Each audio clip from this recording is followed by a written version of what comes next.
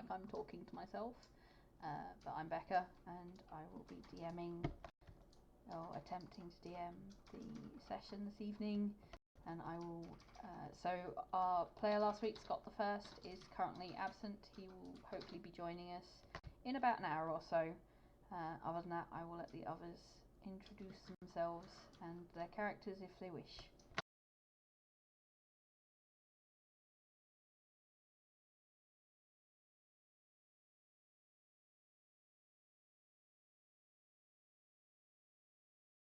The monk, the half elf monk. I'll be dipping in and out in terms of my voice because I'm slowly dying from cold. But yeah, that's me.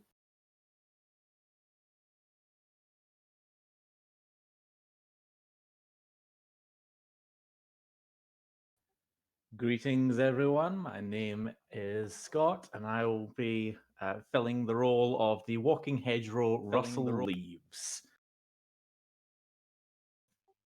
I'm Sam. I'm playing the elf barbarian Nico.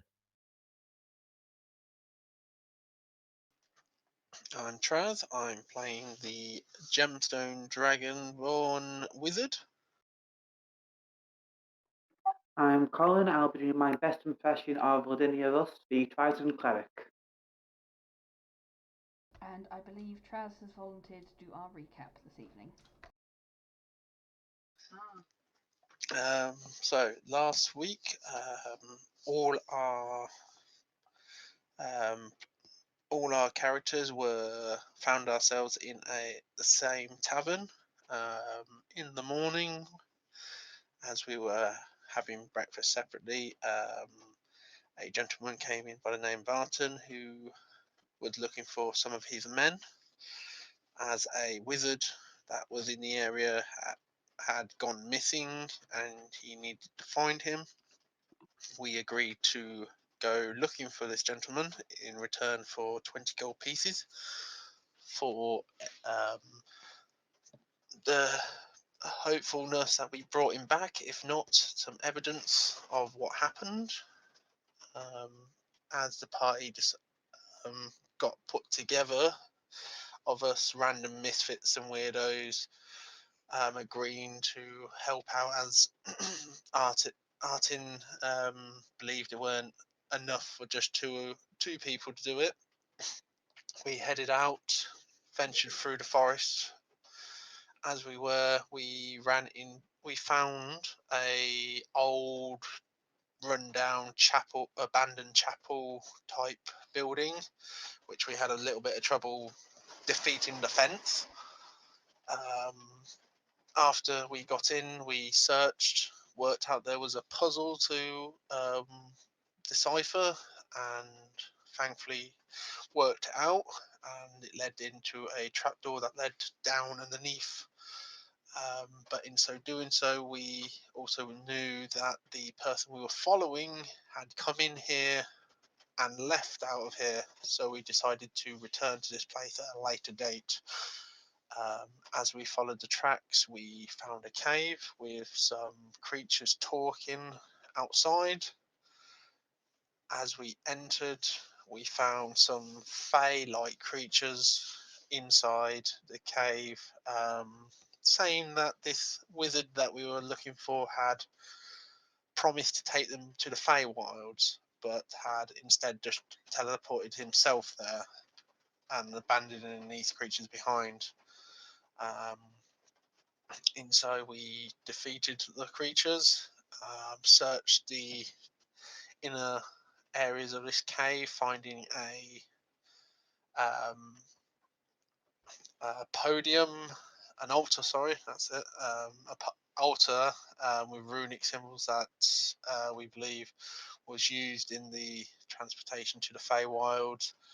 Some coin, some items, and a note, and some other bits and pieces. A secret room with a teleportation circle. And as we finished, we chose to take a rest and hunker down here, seeing that this was the most fortified or defensive area we could find, and we went to rest. and that is pretty much where we left off. I can't remember if we'd sorted out watches or not.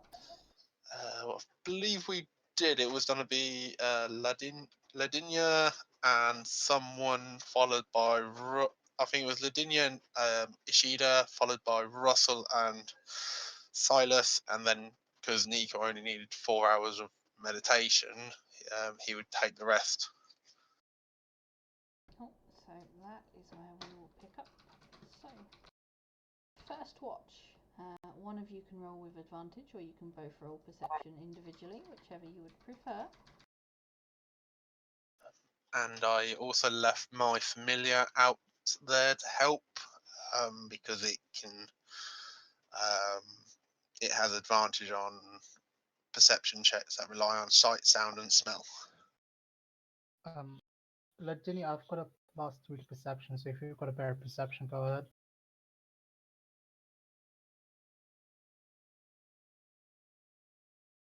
So just checking it now.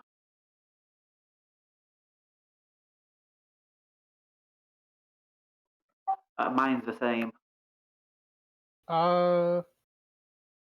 Let's just roll separately then. I think better chances of doing well. What do you think? Sure, why not? Bad decisions made quick. He.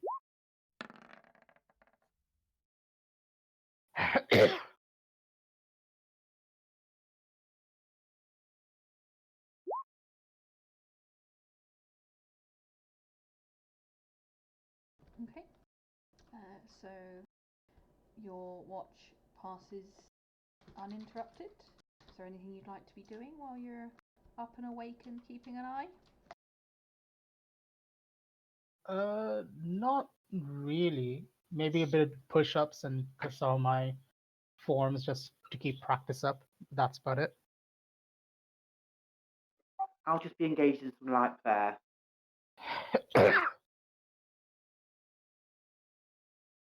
Okay, so as I said, your watch comes to an end uninterrupted.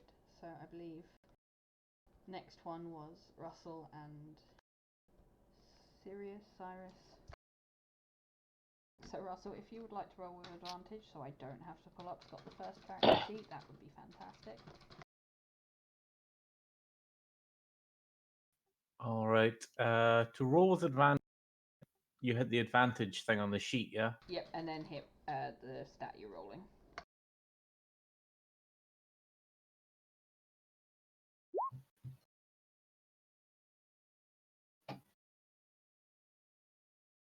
Okay, and your watch proceeds uninterrupted as well. So is there anything you'd like to do while you're up and awake? I'll actually be doing a spot of light meditation with my druidic focus. Guess sort of getting in touch with nature. So yeah, night passes well. That period of time passes uninterrupted. You go and wake up, or Nico, or unless Nico wakes himself up.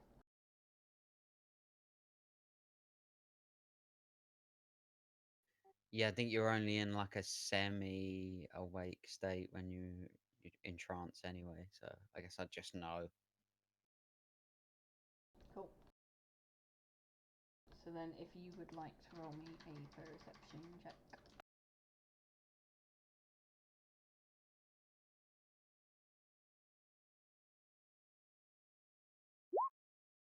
Oh, for fuck's sake. Okay. Is there anything you'd like to be doing while you're not meditating anymore, while you're awake? Seeing as Traz's characters had the full rest, I'm gonna wait till it's been, and then I'm just gonna throw a small stone at his where he's laying, wake him up, and then look the opposite direction as if I didn't throw it. He is in the other room by himself. Yeah, I'm gonna go in there, throw it, and then quickly step away. Okay, make me a stealth check, and if you would make me a perception check with disadvantage because you're sleeping, Traz.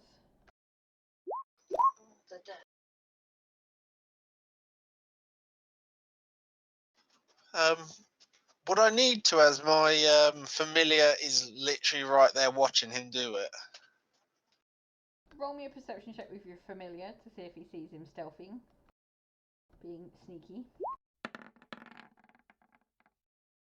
Yeah, no, your familiar does not see him. So if you would like to make me the perception check to see if you see him. Yeah, no. So you wake up to this stone that's just suddenly hit you. You have no idea where it came from. No idea at all.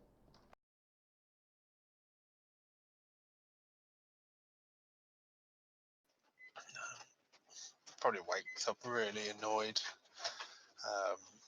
and just closes the door again and uses mould earth to lift the dirt and stone at the bottom of it and block it.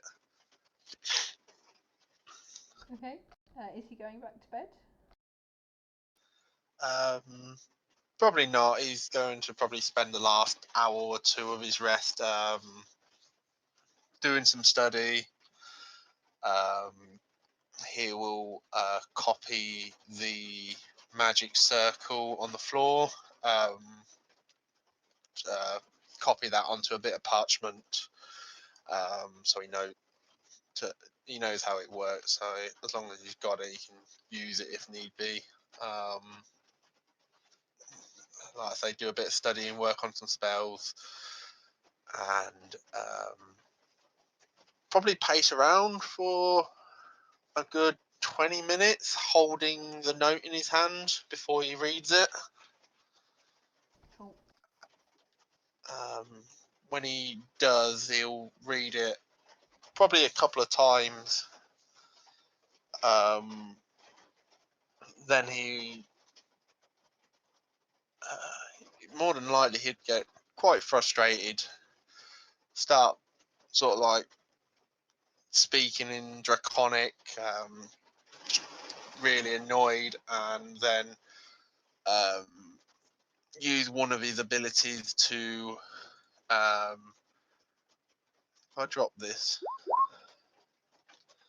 it says a target, so I'd assume that means just any object target or such. So he would just, the only thing in the room is the bookcase, so he would literally just use that to crush it into the wall. I think you said the bookcase was just an old, shabby bookcase, so under that pressure, it'd probably just collapse into splinters. Yep, it does. Just sort of like stomps around a little bit and gets a bit frustrated, and then sort of sits in the corner, just like that for what probably another half an hour or so. Cool. So, Nico, from outside, you suddenly hear a very loud crash from in the room. So you've gone in, you've thrown the stone, you've snuck back out, you've seen your friend get up, slam the door, and then about an hour or so later, you hear a really big crash in the room, and then it goes silent.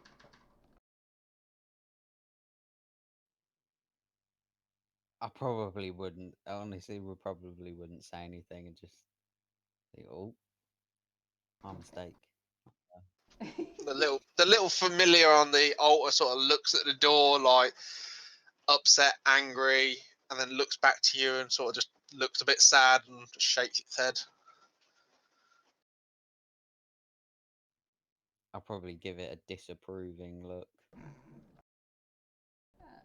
So as it's coming to sort of the end of your last watch there, Sam, you begin to hear a couple of noises from the room at the end of the corridor. Not quite sure what they are or what's making the noise. With a -1, you have no clue. but you can begin to hear not a negative one, with a natural one. You have no clue, but you begin to hear just a couple of noises from the end of the corridor. All right. I'm gonna start getting everyone will have had a long rest by now, right? Mm-hmm. Yeah, I'm just gonna start getting everybody up, making sure to stay quiet, and as I get everyone up, I'll say, "Shh, there's something in here, in the corridor. I heard it. Everybody quiet."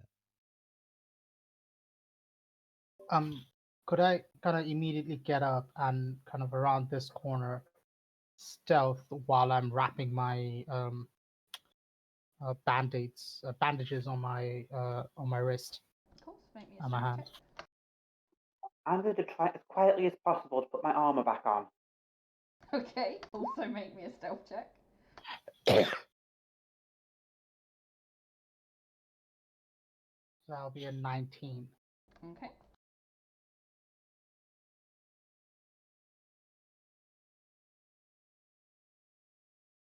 So you are wrapping your bandages back on your hands in the corner. And our lovely cleric thinks she is being so quiet, getting her armor on like super quiet. The rest of you all hear just banging and crashing like a kid who's been given saucepans as instruments. And you hear the noises stop from the room at the end of the corridor. Everything just goes silent.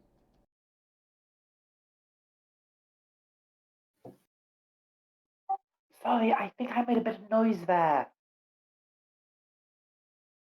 Just looking at her, glaring. My character would probably open the door and just like look out and go, "What is all the noise for?"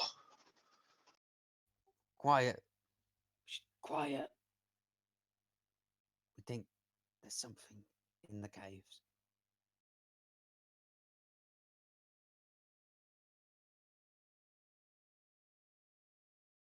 You wait a bit. You wait a bit. Nothing happens. Nothing's coming. And all you can hear is silence at the end of the corridor.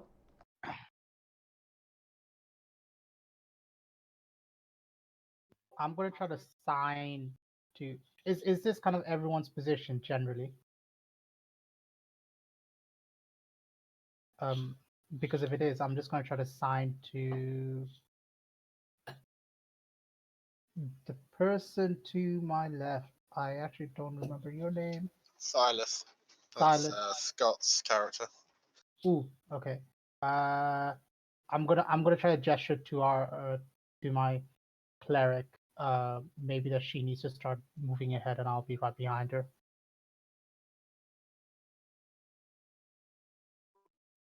Okay, then I'm going to nod and just start moving up.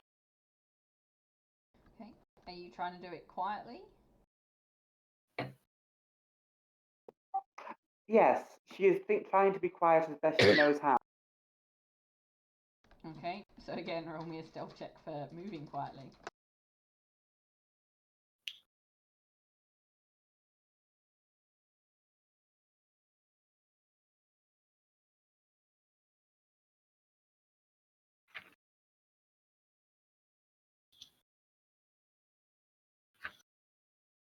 Okay. You think you're being super quiet. Like so quiet. Sneak, sneak, sneak, sneak.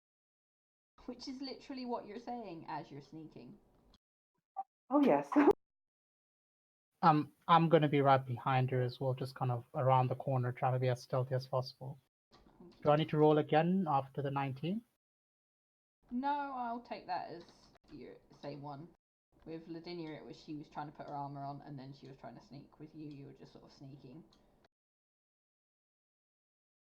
I will also roll a stealth check for Scott, the first character.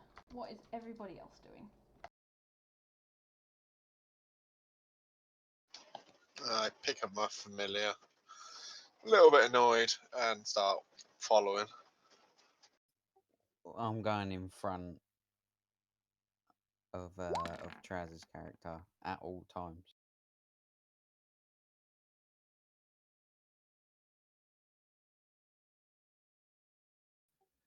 I will Ignore bring the up the plus. rear. Cool. Anyone? Are you stealthing or are you all?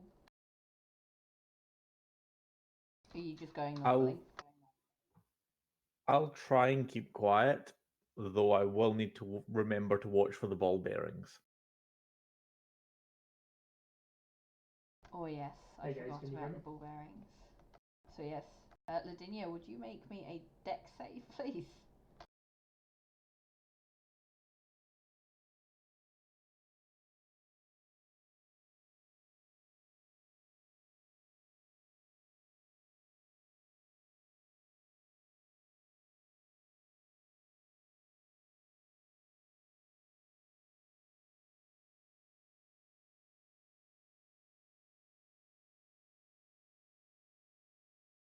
Okay, so that would. Oh shit, I still at disadvantage. That's fine. So it was a 21. So yeah, you step on the ball bearings and you can feel them under your feet, but luckily enough, the weight of your plate armor stops you from slipping. But you realise that you'd not known they were there, and now you do. Would you warn the others about the ball bearings? Yeah, she's just going to turn around and just whisper, "Somebody put little silver balls on the floor. Be careful." Can I pick them up as I move forward behind her? How many did you put on the floor? Because I think it was you, wasn't it? Or was it Scott? It was Scott. Oh, I don't have ball bearings. No. No, I will say he put a fair few too many on down for you to be picking them up. You'd be there a fair amount of time. If I saw Sheeta trying to pick them up, I would use mold earth to raise the middle of the floor just slightly up, so all the ball bearings slid to the side and gathered up, so everybody can move through. But it'll make it easier for him to step to the side and start collecting them if he wanted to, as we carried on moving. Okay, I'll allow that. So you can pick them up if you want to. Q. I'll pick some of them up. And no one else has to make a dex check. So are you all just carrying on down the path? He doesn't.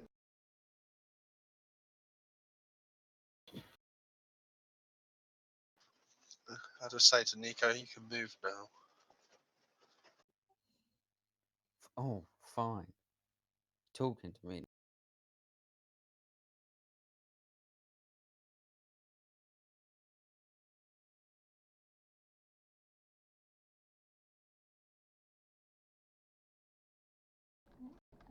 As you're moving along the corridor, you still can't hear anything. There's still silence.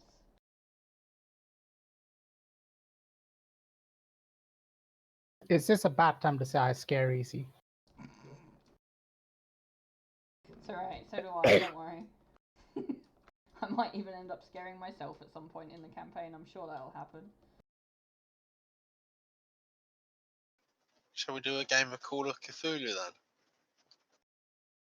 Let's not. That would be fun. I don't know who'd be good at DMing that. Certainly not me. I've already in the process of working on one. Yes. Madness aplenty.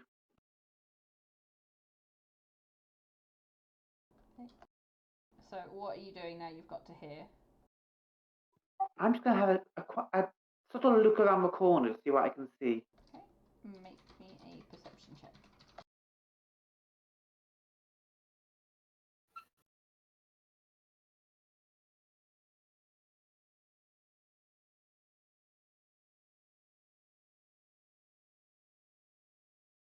You see nothing. You see an empty room, the same as you left it last night. Nothing looks like it's been changed. Could you roll 100 d20s to get those bad rolls out of the way? Because this is stressing me out. We're not all like you, Zuzu. Ugh. So how do you proceed?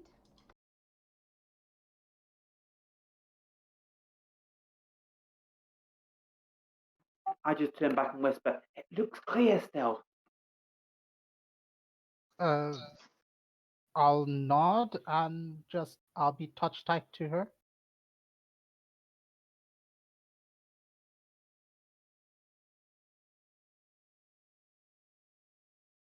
I'm going to keep her dancing.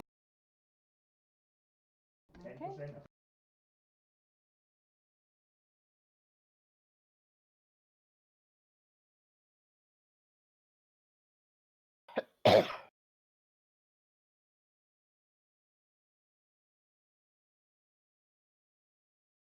Can I ask, the pinging on the map, Sam, is that you being unable to move your token, or is that Traz telling you to move your token? That was me. It's not me. I've got a different colour. Yeah, that was me just being a mole. Okay, so you enter the room and it doesn't look like anything's changed. It's the same empty room with the little piles of ash where the bodies were. Other than that, nothing. Who was it that heard something? I'm sure I heard something. There was something here. And then you started clanging your armor around and it stopped. So either you scared it away or it's hiding.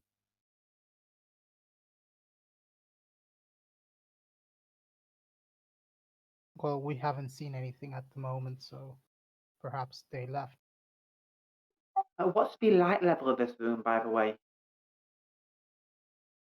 There's some very dim torches, not sort of magical torches, they're not for actual fire. But very, very dim, so it's low light in here, like very low light. I'm going to use light on the trident again, just to brighten the place up a bit. Okay. So you lighten the room up and still nothing. Just the empty room with the little fire pit in the middle and the ash piles.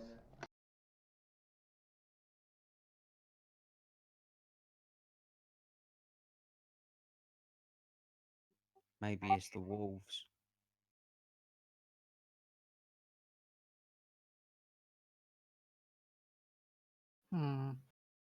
Perhaps you were hearing things. I assure you, I'm not crazy. There's definitely something here. Doesn't feel like at the moment, but I guess we should just proceed forward. This was, after all, not our cave to begin with. Maybe it's just a good idea to get going. I mean, is there anything else that we need here? Nothing here. But we have that small temple to go look at. Did we gain evidence of the wizard's departure? That's exactly what I was going to say. There's no exact evidence of him transporting to another plane, but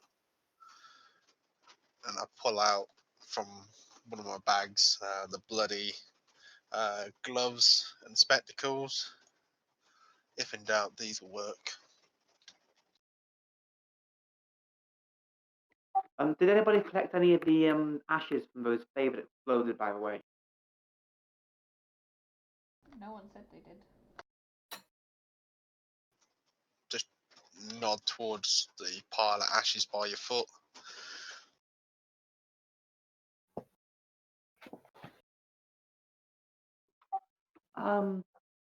I should collect some of this just to see, maybe give some weight to our story. It does seem quite unusual.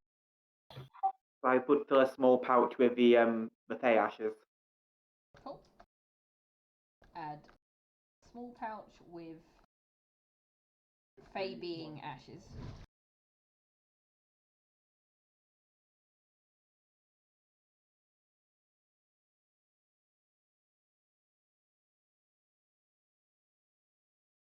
And so how do you all proceed? I will kind of go ahead now because they're all kind of waiting around. talking, I'll just kind of go around here and just look around the corners if I see anything. Okay, make me a perception check. Yee. Nope, you see nothing. Absolutely nothing. Okay. With sheer confidence in my approach, I'm just gonna start going forward. Okey-dokey. Wait, and just kind of come around here, and again, just continue to look around, wait for everyone else to join me. Okay.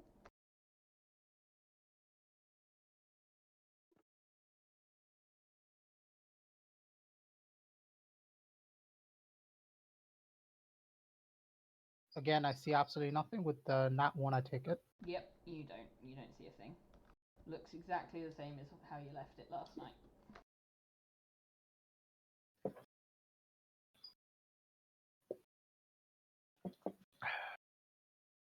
I'm gonna kind of look back and say I can't see anything. Doesn't seem to be there anything here. I think we should just leave the cave as soon as possible. Second. Yes, our business does seem to be concluded here.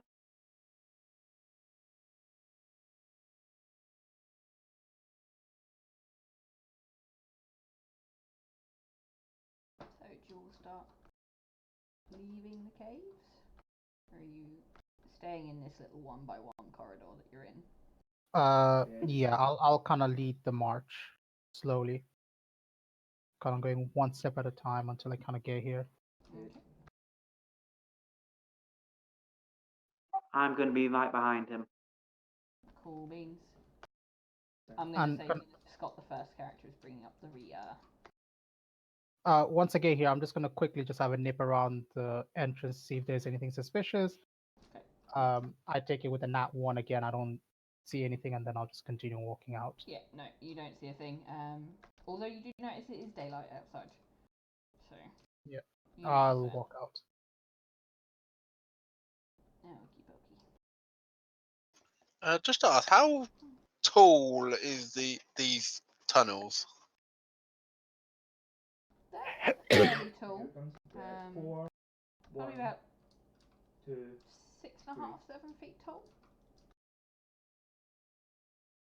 Tall enough that no one really needs to bend over to walk through them. For that, then I'm gonna wait here and gesture for Silas to go out before me. And once everybody starts leaving the cave, pretty much right here, this part of the cave, I will start to exit. And once everybody's out, I will use mold earth to start weakening the dirt above it, so it starts collapsing in and just collapse this part of the tunnel. Okay, noted. Yeah. While he's doing that, I want to question my own sanity and take a look around that corner, see if I can see anything Okay. in that room. While everybody else goes down that way, I want to go and have a quick pick. Make me a perception check.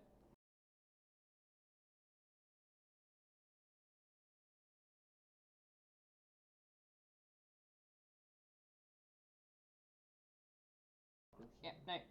You don't see anything. And nothing's been disturbed. Everything was, as far as you can tell, the way you left it last night. Maybe I am crazy.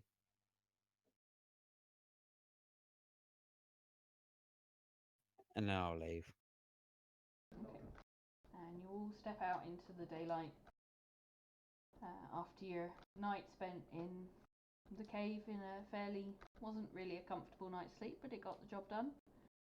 And yeah, it's daylight outside. Probably put it at early morning, around about 7 or 8 o'clock in the morning.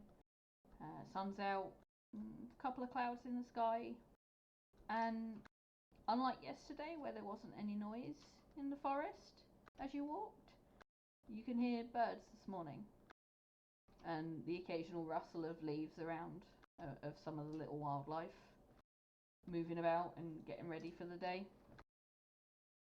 How do you wish to proceed? Of course, we hear rustle of leaves. He's right there in front of us.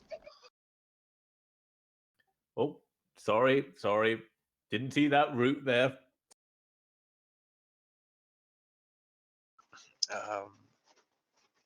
as we leave the cave, I will just say to the party, well, with that part this done, on our way back, we should drop in on that little temple or derelict building and have a look there. Clarkson obviously was looking for something there that he obviously didn't find, so might be worth having a look.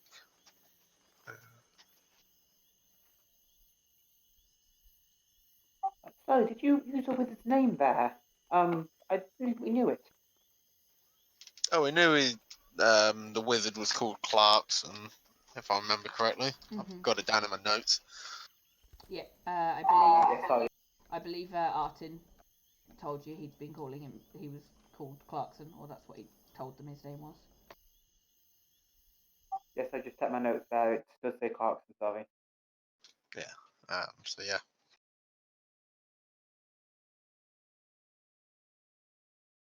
Speaking of names, Just walking with actually, Ishida, I just whispered to him, rather a destructive pair between breaking glasses and collapsing tunnels, aren't they? Yes, but I guess everyone needs to have a hobby, right? True. I knit, actually. Sorry, repeat that. I didn't catch that properly. I actually knit. It's very relaxing. There's odd charm and relaxing. Yes, it can be relaxing being destructive, but that's not my style personally. Um, why do you find that relaxing? This whole idea that destroying things. No, I'm saying them destroying things is unusual as a hobby. Oh yes, it is, but they are they look unusual themselves, so we do not know where they're from.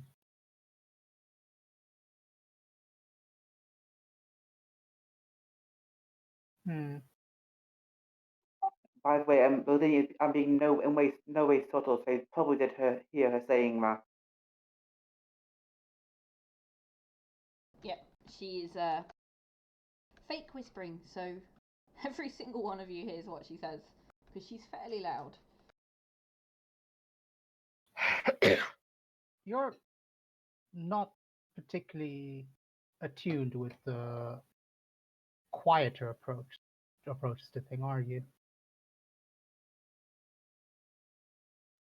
I've always been told to speak my mind.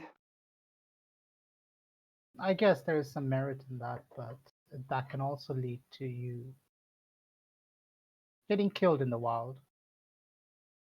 So perhaps we can work on that a little bit. Of course, I am a stranger in your lands. I shall take any help you see fit to give. Thank you. You're welcome. speaking of help, could I borrow you for a moment, Mr. Dragonborn? I need to plant this vine. Depends on what you need. Just keep an eye on my back. I don't like going out in the woods. You know, you can easily get snuck up on in places like this. So be it. Sort of just stand there. Curiously watch what Russell does. So I will pull the little bit of vine that I got from the temple and plant it. A little bit of druidcraft, start it going. Guess where I'm working? Okay. Where? Speaking. Oh, sorry. Oh, no, go ahead. I was just about to ask, sort of whereabouts are you planting it? Is it quite near to the cave entrance, or have you walked a little ways into the woods? It will be sort of the second or third batch of trees into the woods. Oh, okay. So dim place, but enough light that it can, and also something that you can climb against. So Nice. You know, Mr. Dragonborn, in all this confusion, I don't even know your name.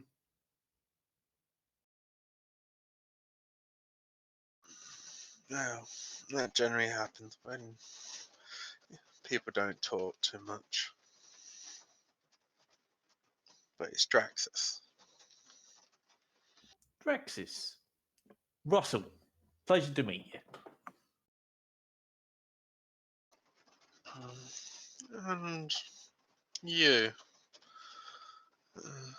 Don't really see your kind much, but it's a bit ironic coming from me.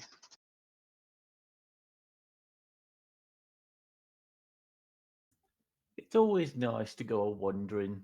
You never know what you'll see when you're wandering.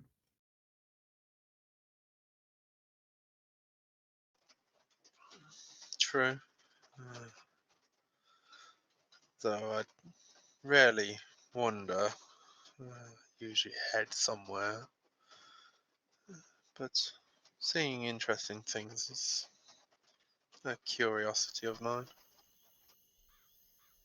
I get the feeling we'll be seeing plenty of them with this lot. That's definitely true. Well, if you're all done there, I need to have a little word with my friend, if you don't mind. Not a problem.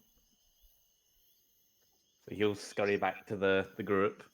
As you walk away from the little vine, you watch it sort of start to grow with your druidcraft and connect itself to the little tree you've planted next to it, and you feel a faint gratitude feeling from the little vine that you've planted.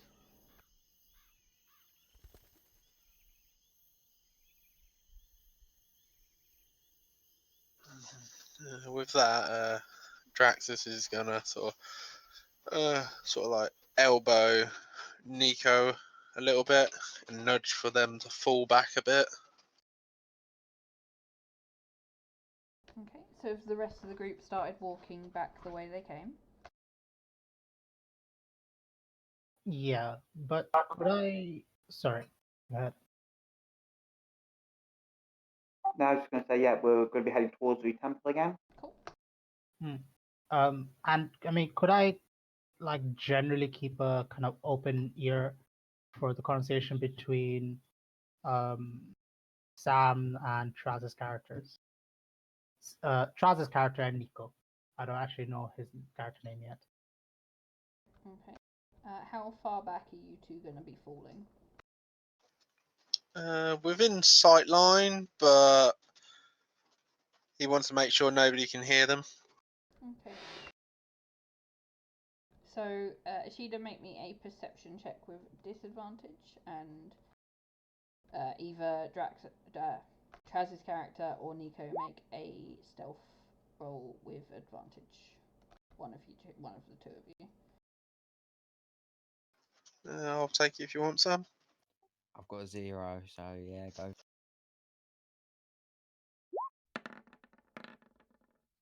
Okay, yep. Ashida, you can't get close enough to hearing without making yourself obvious.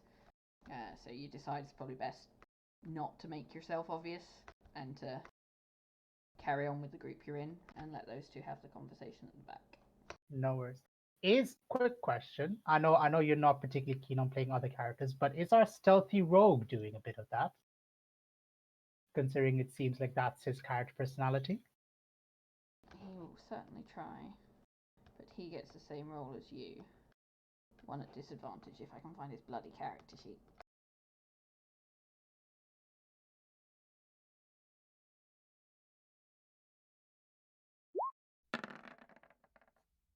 So no, he does the same as you.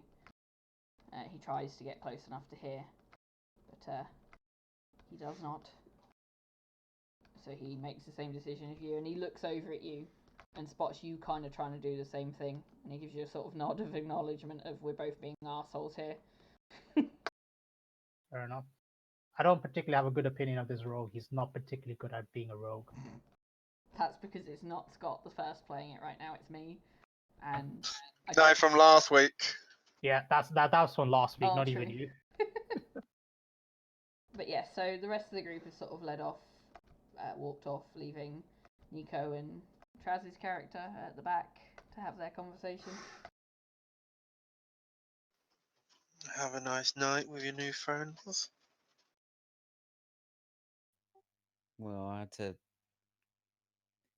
keep an eye on him, so I tranced instead of slept, so I could kind of keep an eye on what they were doing. And it's weird shit. Like one of them prayed for like ages. You know, the fish woman. She just prayed for ages. The guy in the jacket just did press ups for like forever. It was crazy. What about you? I thought, what was going on this morning? I thought we'd already been through the edgy teen stage. What's going on? Why are you breaking shit? And he'll hand you a slip of paper that says my name.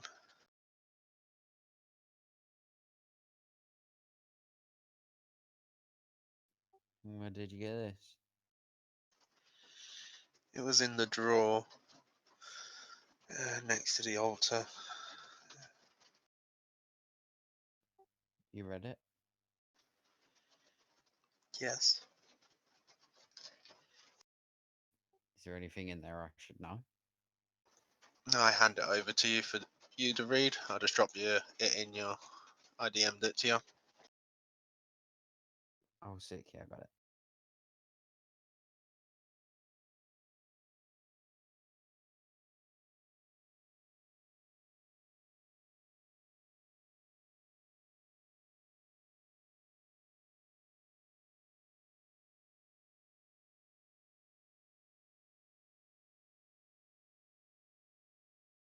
Hmm.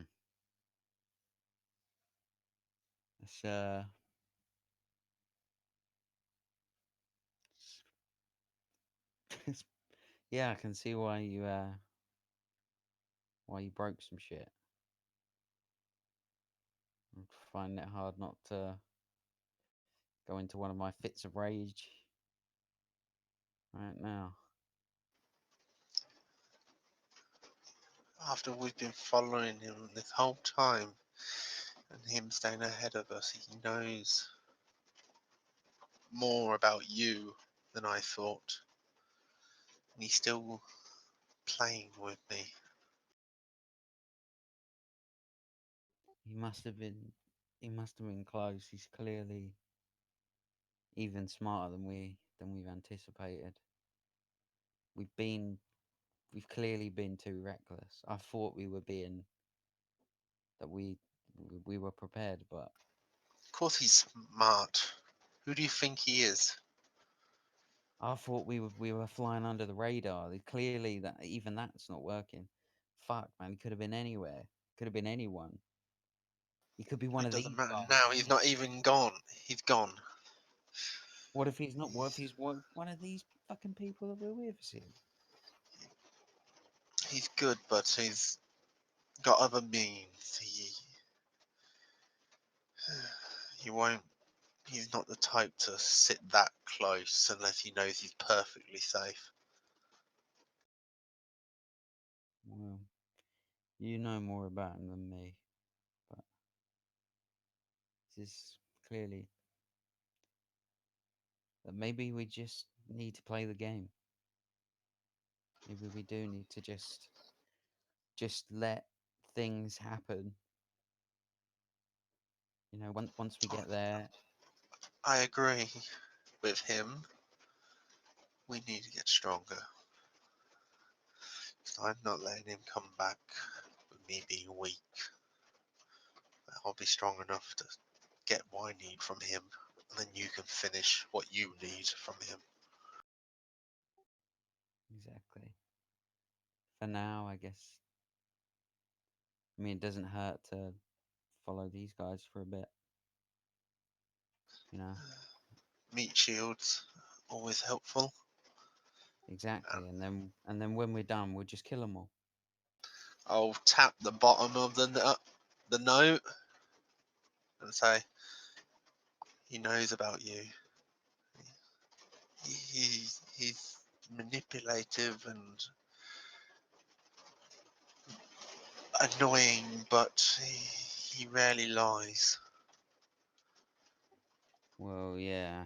I mean, he clearly knows, so he knows that we're not So going to you stop need to him. stop doing what you do until we finish what we need to do.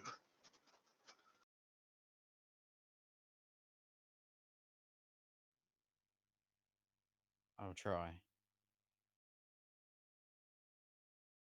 Let's just see how it goes for a bit.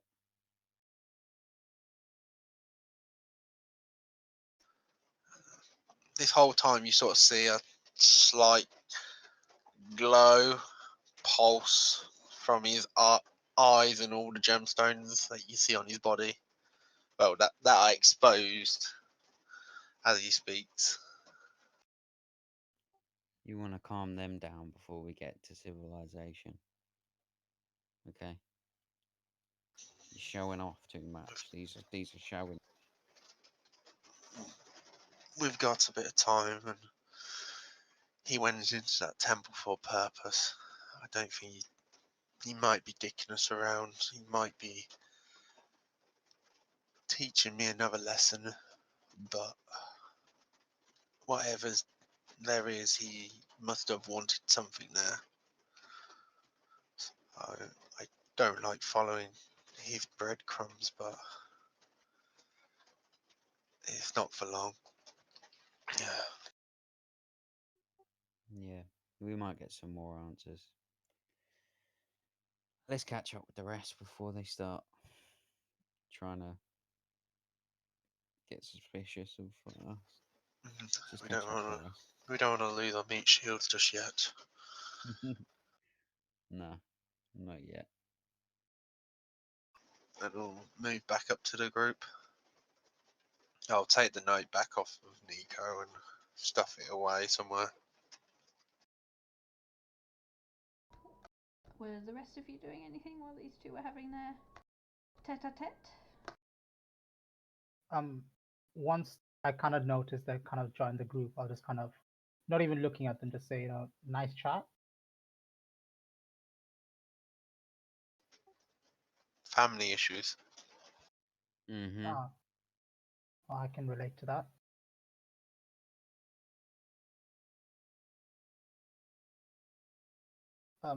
So what brings everyone here? It seems very odd that we were all in the same place at the same time.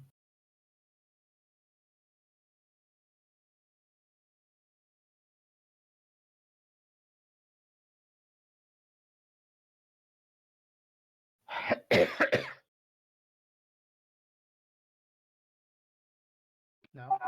I just followed the river. I set off for my home, decided to come inland, and this is why I came ashore.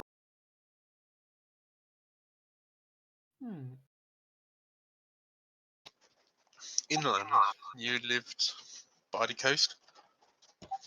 I lived off the coast. Quite a way out, actually. In the ocean?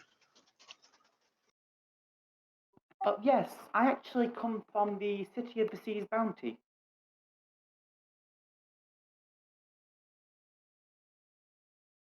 You might know it by its more colloquial name, Miraka.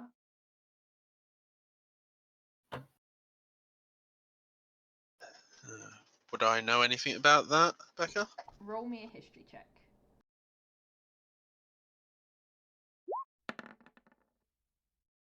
Okay.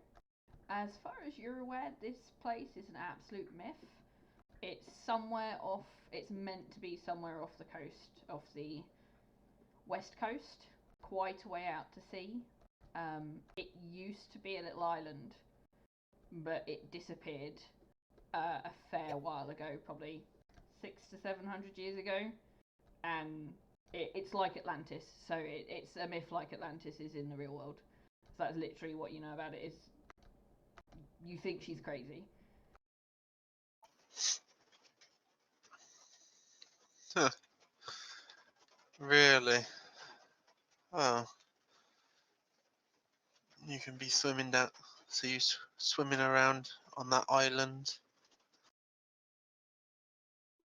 Well, of course not. It's underwater. You don't swim on an island when it's underwater.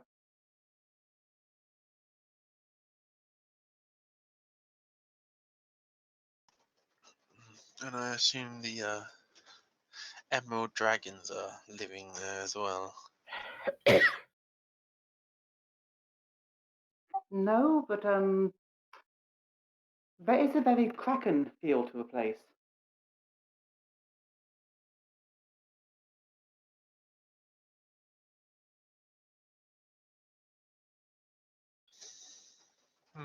Interesting. Okay, I guess I am the first citizen of Miraka you would have met. It is there to see Mirakan.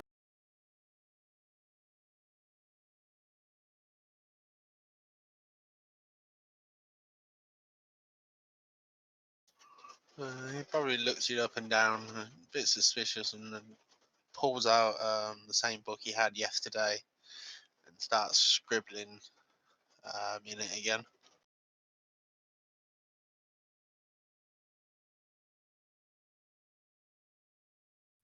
What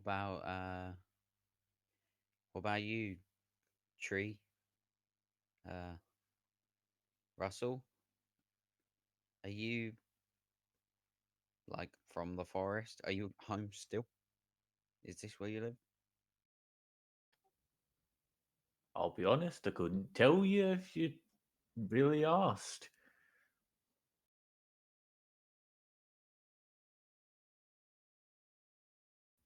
I'm just been wandering about and wandering about and wondering a bit more. So I guess I'm from somewhere, I can guess.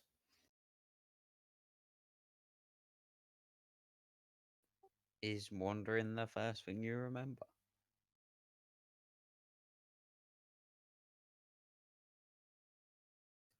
I have a distinct memory. My first memory was falling from a tree. That was it.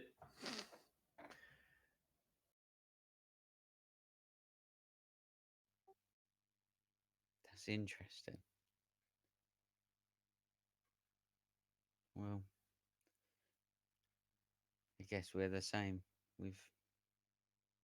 I've just wandered a lot, so it's a miracle we haven't run into each other before.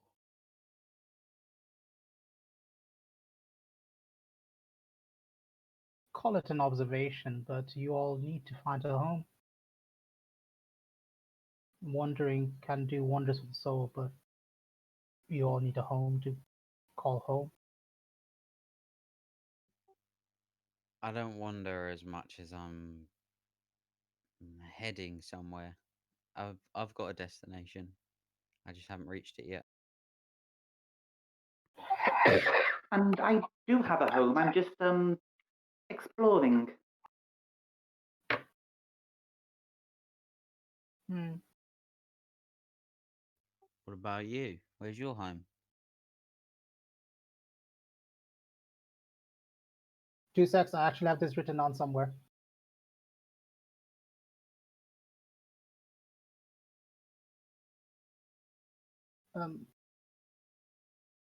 Gail Ite, is that how you say it, Becca? I'm trying to remember. Gla'ail Eti. Gla'ail Eti. Yeah, I'll repeat that. Say, Gail Eti. And you're not home now? Um, Just decided.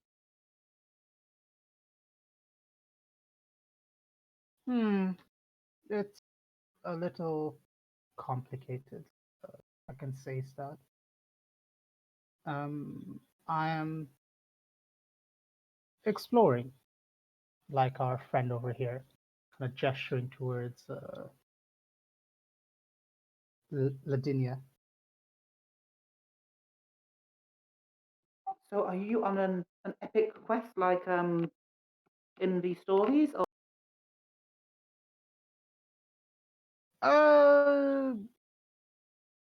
You can call it that if you so feel.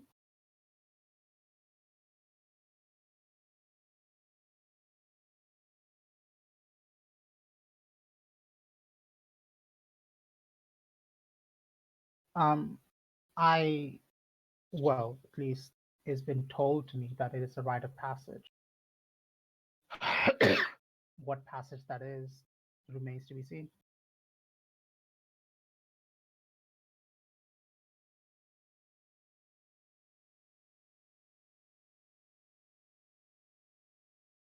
And at that point, you start seeing the little chapel in front of you again.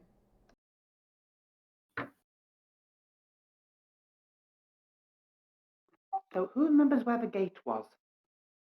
I do. Drax would just walk straight through the gate, straight in. Okay, see it? You walk back in. Looks the same as when you left it, or you've shattered all the windows. They're all destroyed. The vines are still all over the floor. The statue's still stood there with its banner. Russell, would you mind any gestures at the floor where the trapdoor is, with all the vines over it now?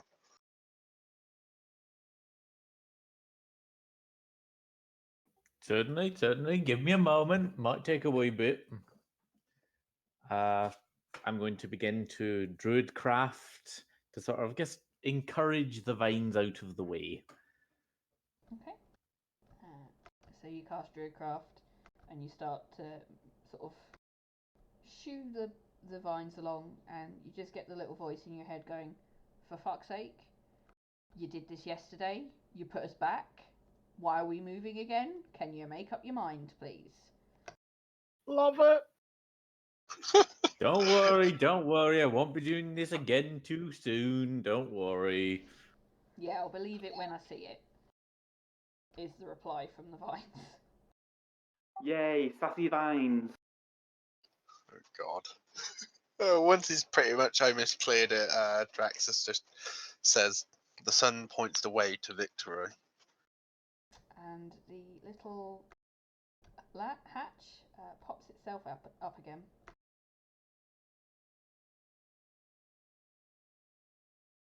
I'm glad you remembered the words because I hadn't a flummin' clue. That's fine, my friend. You deal with this stuff, and I'll keep remembering stuff. As I recall, none of you are able to see in the dark. I can see in the dark. I have ways. As you recall, we didn't have that issue.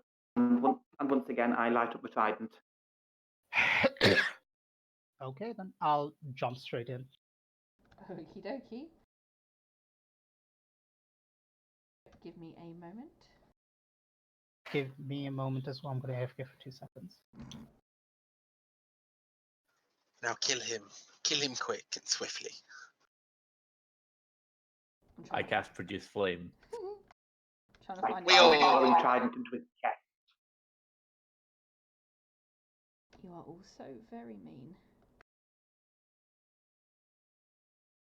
See what happens when I command something? It's awesome.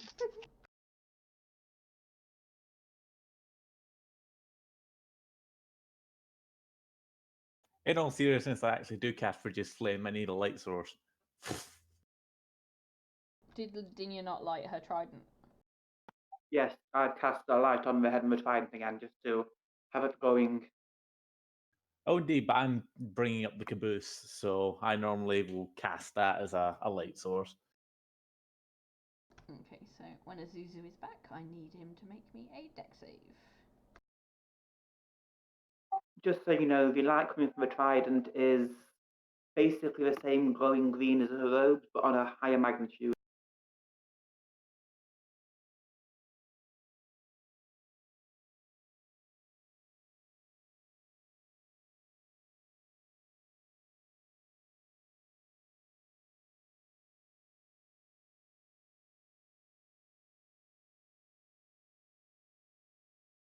Oh, by the way, we'll let you know this will be the last of the really bad hand-drawn maps. Honestly, it wasn't that bad. This one's worse.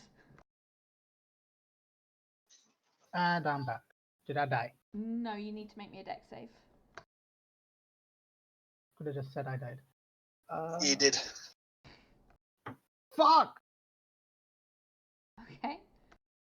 You did now. So you drop the 10 feet drop, and you take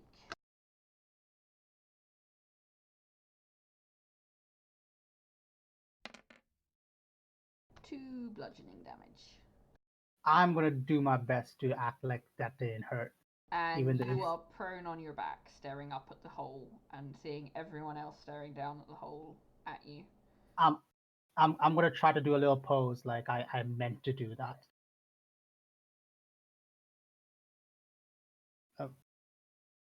Come now. It's not that far.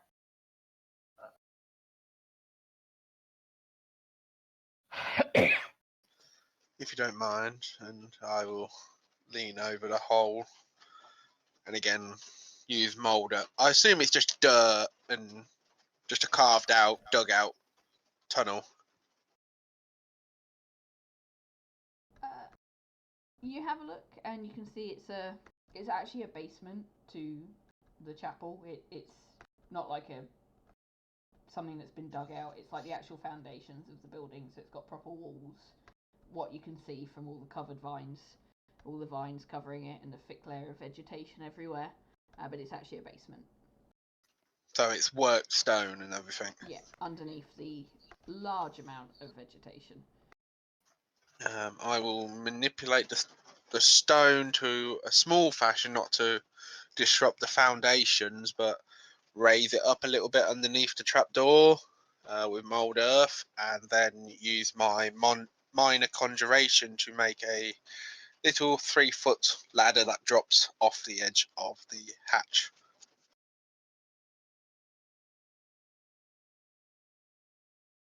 Okie dokie. So yeah, you make a little 3-foot ladder.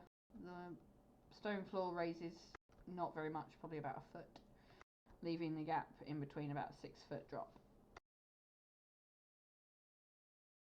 At this point, has Ashida moved, or is he still posing on the floor under the hole? No, I'll start moving when I see everyone else kind of descending, or Okay. Traz's character doing the molder thing. Is it just like a tunnel that's going straight? Oh, well, let me bring you in. I forgot you were not in the same screen that I was. Can everyone see? Yeah. Yeah. Yep. Perfecto. Can I look down the tunnel to see what's there? Let's see if everyone else comes into the room first. So you're all sort of making your way into the cave? I'm actually going to be staring at the ladder.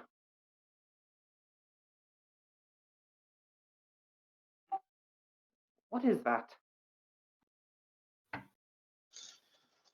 It's a small ladder. Hold on a second, and he'll wave his hand. It'll start to change, and I will make a rolled up rope ladder that fits about a 2-foot square, and then it'll unwind all the way down properly, and use mould earth again at the top just to fasten it into the stone. Okay. That works a bit better. How does it work? It's a ladder. You put your feet and your hands in it, and you can climb up and down. Yeah, Gudin is just staring at you, very confused at the moment. It does give off a very low light glow off of it.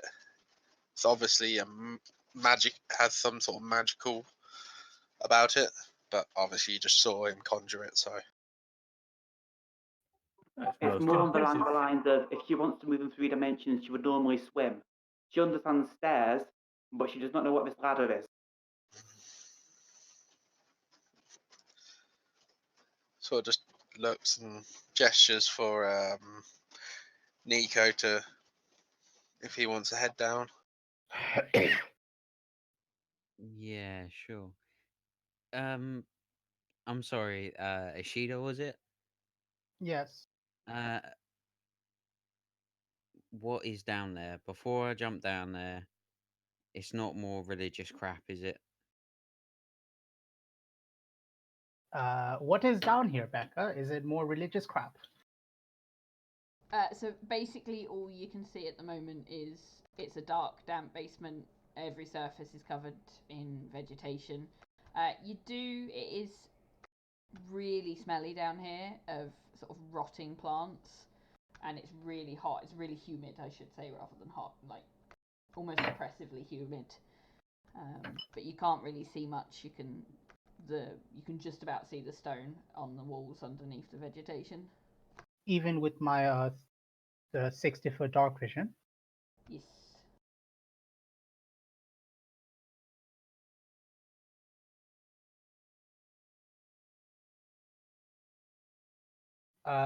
Okay. I'm gonna step forward a little, see if there's anything interesting here, and then oh, if there is, then I'll just kind of shout out to them. So that is what you see. Two little doorways, one to your left, front left, there, and one to your right, there. Okay. I'm gonna take a couple of steps back and kind of shout up there to Nico. Just looks like there's more tunnels and doors. Worth Don't exploring. go too far in. There's Worth something not natural about this place. The plants are off. Something not natural down there. Yes, it is covered in plants and damp and moss. Dark, damp, mossy cave. You've hit all the key words. I'm coming down. I'll just climb down. Take a deep breath of the kind of stinky damp. Ah, this feels like home. Draxler just indicates towards Nico as he climbs down with it. Just goes, "Oh, that's what you do with a ladder." Seems rather crude and unnecessary, but okay. Within is going to then climb down the ladder very unsteadily. Well, you're perfectly welcome to jump.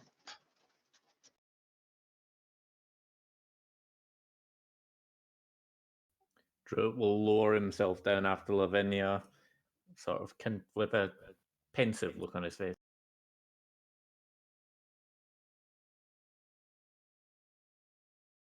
What's the worst that can happen down here? I'm destined for a lot more than this. It'll be fine.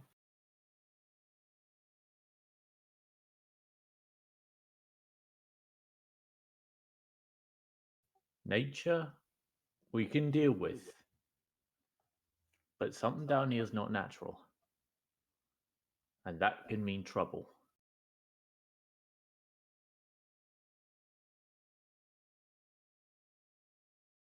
So is there anyone still upstairs, or have you all made your way down now? I was thinking about closing the hatch and collapsing the building on top of them, but I suppose I'll climb down as well. And just for my ease, for the moment, Scott the First will go, I'll keep watch up here. I'll make sure no one comes in the temple. Can I just say as a side note, the rogue that can't look out for anything and can't really hide himself is the lookout. Yes. We're gonna die. For now. I'm sure he's just waiting for an opportunity to shine.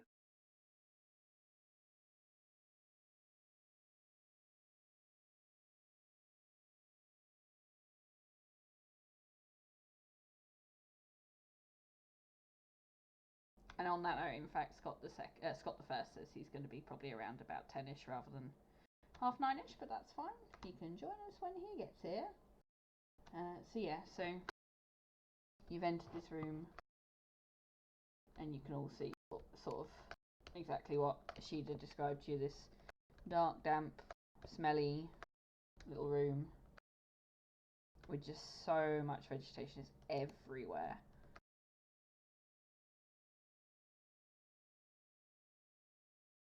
This damp, sort of humid atmosphere, is that normal for being underground in this area, or is it very unnatural?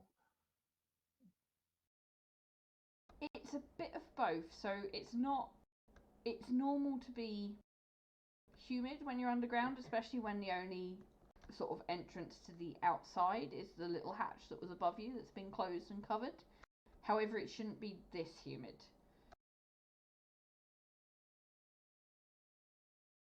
And the fact that plants, even though they're rotting, are still managing to grow is really weird.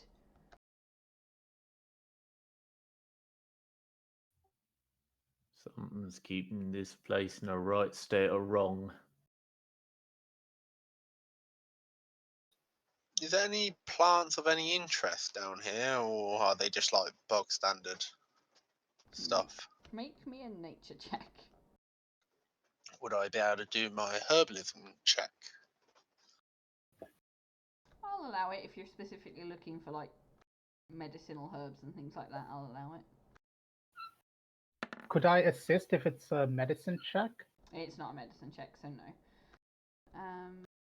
No, there's nothing in here that looks like it would be useful in any herbalism way, so nothing you can put in medicinal potions or balms or anything healing or poisonous. It's just lots and lots of vines and leaves and just it's weird.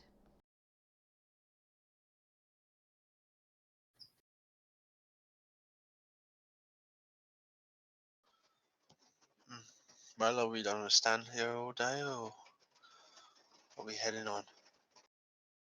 Let's keep going forward. I'll move up and kind of looking at these two doors. Can I tell if any one of them are in use? Make me a perception check. Yes, finally. Okay, so the one on the right, rather than a doorway, it looks that one, whoever pinged it. I did. Rather than a doorway, it looks like part of the basement wall has collapsed, and there's a little corridor making its way into sort of a natural cave. With your nat 20, you can hear skittering and shifting about down there. To the right, it looks like the doorway to the basement, although the door has rotted away long ago. However, you do notice part of the floor in front of the entrance has collapsed, but it is covered in vegetation, so if you hadn't rolled so high, you may have fallen down it. But now that you've spotted it, you'll be able to direct the others around it if you choose to go that way. I'll relate that to Traz and Russell, saying, there's a cave entrance one way, and the other way seems to be the basement. It might be worth checking out the basement first if you were to kind of progress any further. Both required level of elegance, shall we say, in order to maneuver into.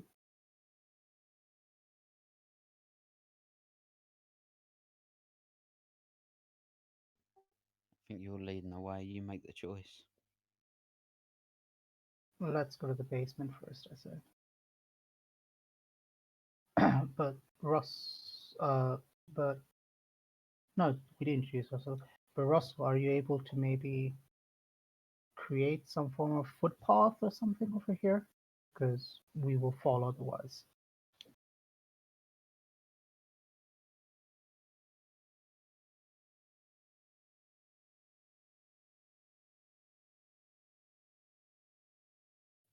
Sadly, unfortunately, earthworking was never quite my area of expertise, I'm afraid.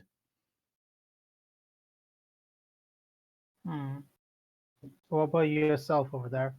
Looking at Shaz's character. That's easy enough, and he'll start waving his hands, and the earth around it will sort of close up a little bit, just to make it easier to walk over. But the stone that I raised up back at the tunnel go back to the way it was. Can I just say, Mold Earth is super broken. Oh, don't get me started. I've got a few other special tricks up my sleeve. But yeah, so there is. It's not huge, but it's enough that you'd be able to keep your balance going over this hole there.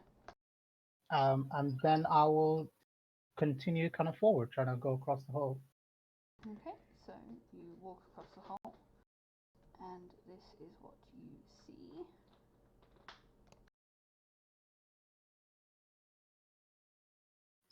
There we go.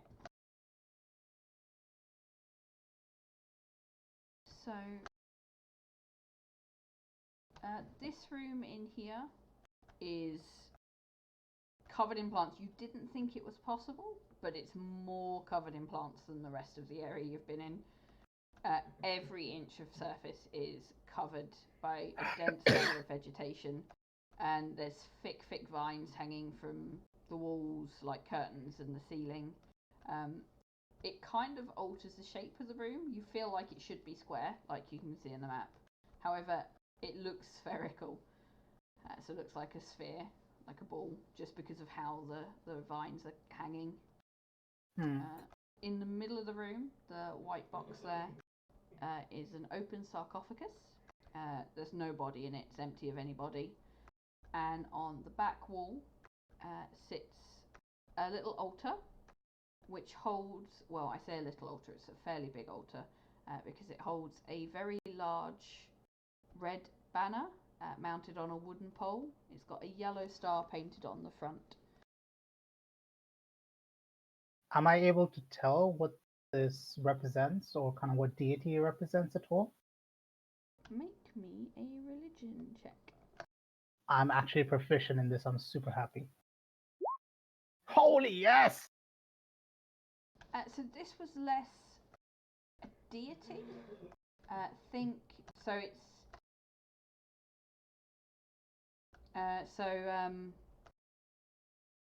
think. I've forgotten the word. So it's a group of people called the Valiants, and they less worship a deity and more sort of knights in shining armor.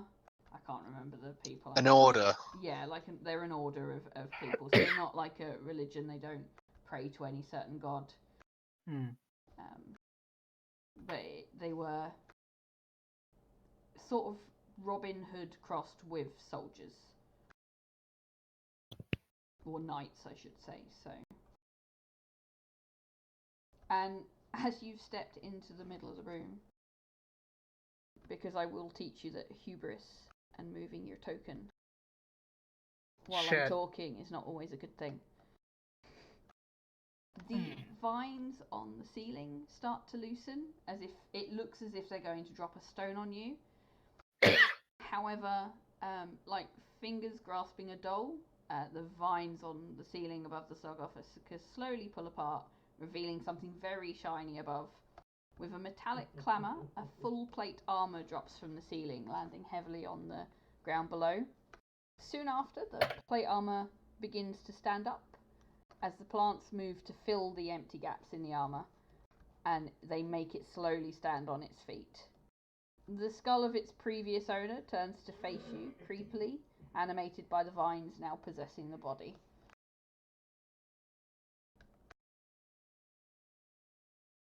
I'll just kind of look at it and be like, huh, that escalated very quickly.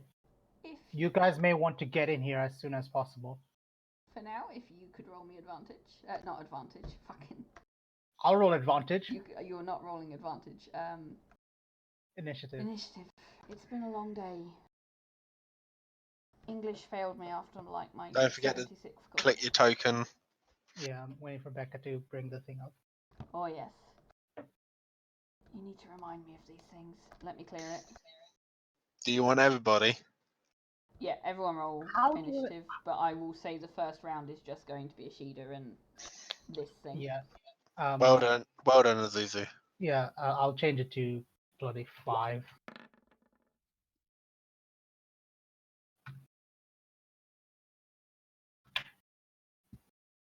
Because that makes a lot. How do I roll 2 nat 20s and a nat 1? Like, that's ridiculous. Because it's you. You know what your roll's like. Oh man, it's so bad. Would I have had a chance to take a reaction even before the round started? No, it surprised you. You weren't expecting something metallic to fall from the ceiling and suddenly be animated by the plants. Cool. It's not something anybody really expects, is it? Nope. Suddenly, plants animating armor. So we will skip Nico, Draxus, Ladinia, Russell, Ishida. It is your turn. Oh, that thing hasn't even moved. Not yet. Hubris does speak. I'm just gonna try to take a punch at it Okay. Roll me an attack. with my knuckle duster. Cool. 23. 23 hits, so it takes 6 piercing damage. Perfect. And because I have been practicing, I am going to take a side step over here and go into a defensive position. Basically, I'm using a key to take the dodge action as a dodge as bonus action. Okie pokey. It's flurry of blows. Basically, patient defense. Sorry. And that's my turn. Okay. So it will turn to you, and it will start out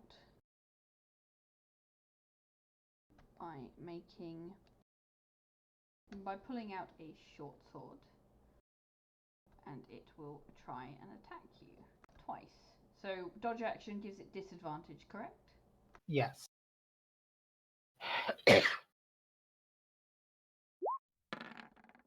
So first one is a 7. Misses. And second one is a 10.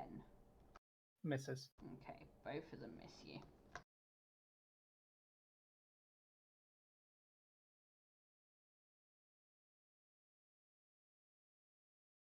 Okay. And that brings us to the top of the initiative. Before we get to Nico, Ashida, you and Russell, because you're standing in the doorway, you will notice the vines on the wall start to look like they're reaching out, and then they sort of fall back a bit, back to the walls. But Nico, that is now your turn. Can I quickly just say, Traz, after you moaned about my having 0 dexterity, fuck you. And then first thing I'm gonna do is bonus action rage, obviously. Go 5, 10. Yeah, all the way in, right to the guy. And then I'm gonna hit him with my greatsword. Okay. Reckless. I'm gonna go reckless. Cool.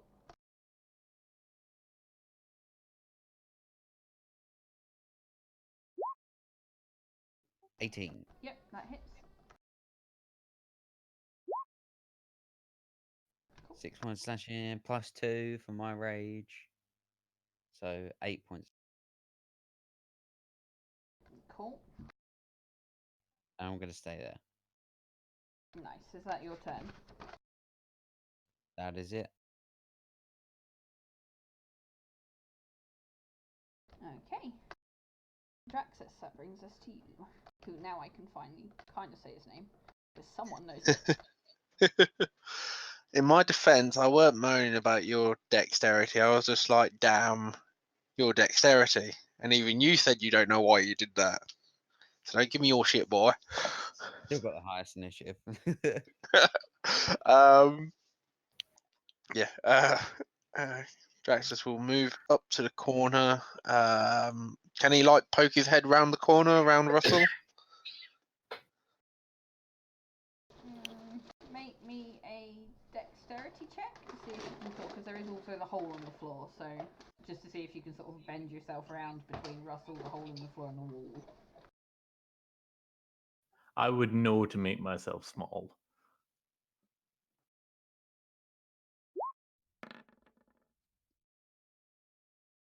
So, no, you can't quite fit your head round there. You're a very large Dragon Ball. Dragon Ball? Dragonborn. Dragon Ball! It's been a long day, yo. It's been a really long day.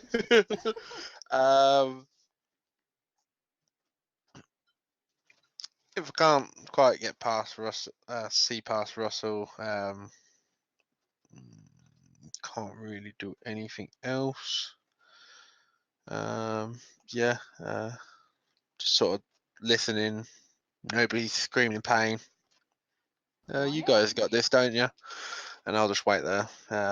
If something else that I can see turns up, I'll use Toll the Dead. Okay, no problem. Ladinia, it is your turn. Would we even know what's going on in the room? Has anyone shouted it? I don't assume. Well, no. Ashida yelled, "You better all get in here," but I don't think he yelled exactly what was going on. So we heard a massive clang and Ishida yelling, "You'd better all get in here." Yeah. Okay, would I be able to make it past Russell? No, not with Draxus also there and the wall. Well, this is inconvenient.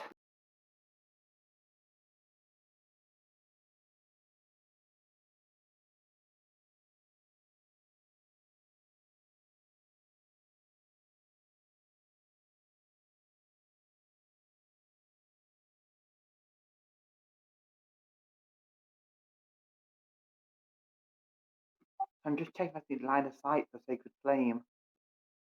Yeah, I do. Mm-hmm.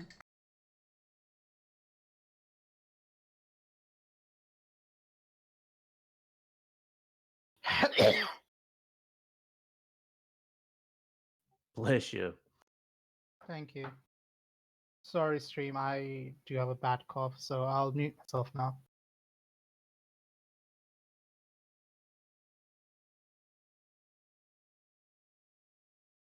Okay, I'm just going to move up a little bit, and I'm going to ready an action. If anything enters line of sight, I will cast Sacred Flame. Cool beans.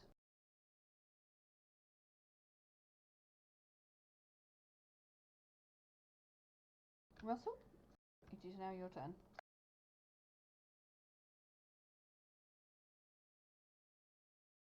First thing I'm going to do is get into the room. Okay. Actually, no. The first thing I'm going to do is say to the others, "Watch out! The vines look to be on their side, not ours." And then I'm going to move into the room.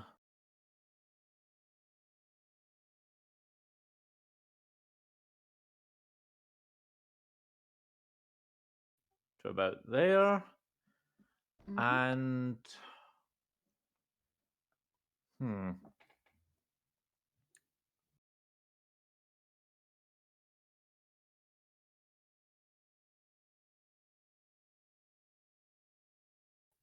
seeing that creature there, I'm just going to say, your time is past, my friend. Rest. And I'm going to use my produce flame and hurl a bolt of fire at him. Okay. Make me an attack. A 17 just hits. So 8 points of fire damage.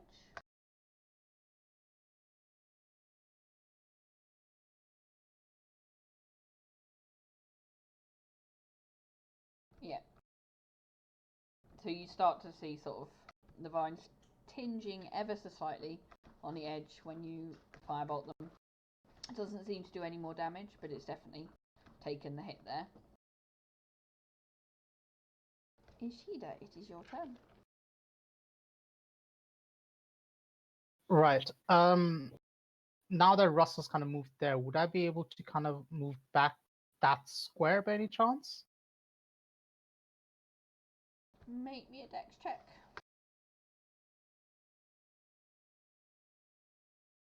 It's 23. quite a small room. There is also a giant sarcophagus there. Yeah, I'll allow it. You can just about manage to weasel your way through there. Okay. Once there, I'm gonna take just 2 punches at it, main hand and offhand. With advantage because it's flanking. Yep. 22 Hits. and 22 again, so that'll be a total of 15 damage. No, sorry, apologies. 15, 11 damage.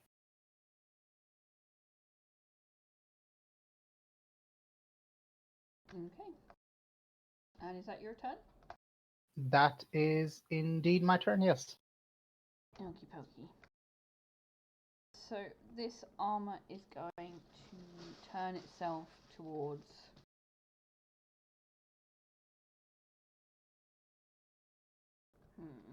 you, actually, because you did the most damage to it.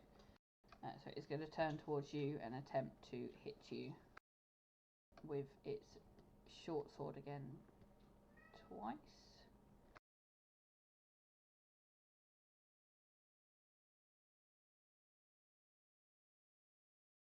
Normal rolls because I'm not patient defensive. Yep, I know. Just trying to find my button.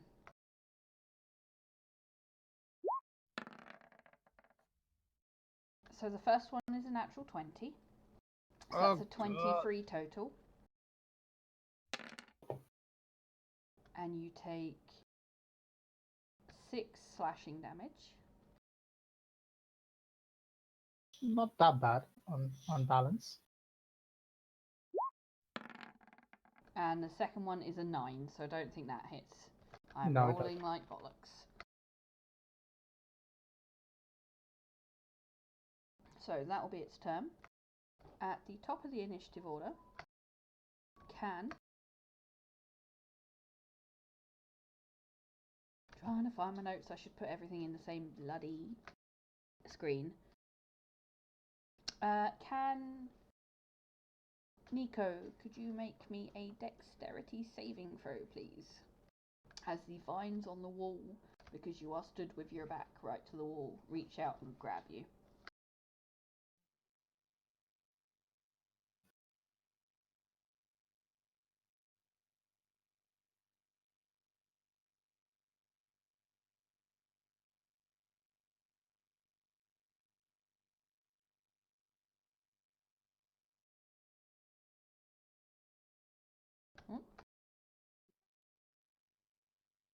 I can see your light shining, but I cannot hear you talking.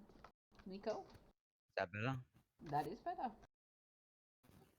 Do I get advantage with my danger sense? You had your back to the wall, so I will say no. You did not see the vines coming. God damn it. Are any of the other vines moving? They do the same as they did. Well, you didn't see them last time, but Ashida recognises and Russell that they did the same as last time. They start to sort of reach out and then drop down. Okay, I would probably unleash Sacred Flame at that because of what Russell said.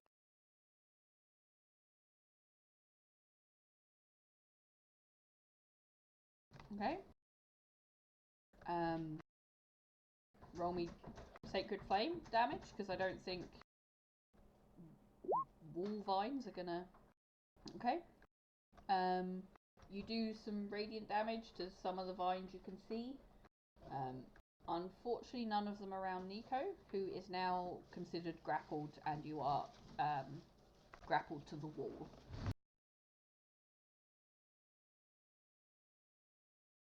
And that is now your turn.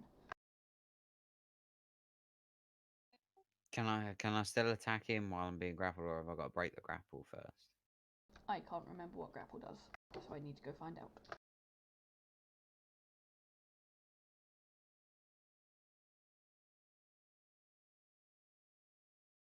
Unless any of the DMs want to fill me in before I Google it.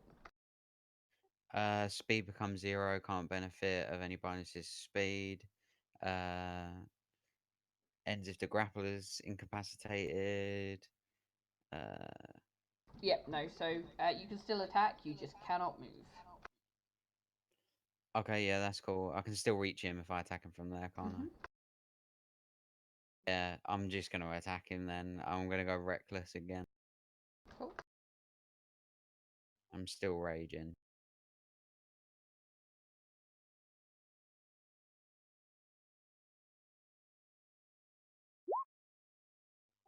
$15. Does not hit.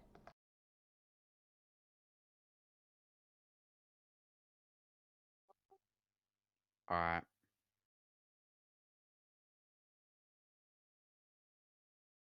That's going to have to be my turn then. Cool. Sorry, I'm just quickly trying to fix something.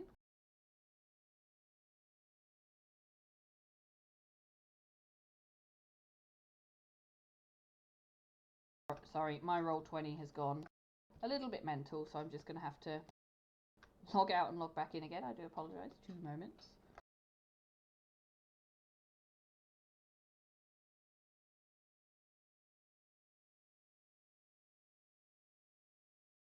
Entertain yourselves by RPing in the middle of a battle. So what's going on in there? There's weird vines. I may have tried to set them on fire. Russell said they were dangerous. We've got a situation in here. I'm stuck. I'm fucking stuck against the wall. Somebody's going to have to slap me to keep this rage going. My pleasure. Brilliant.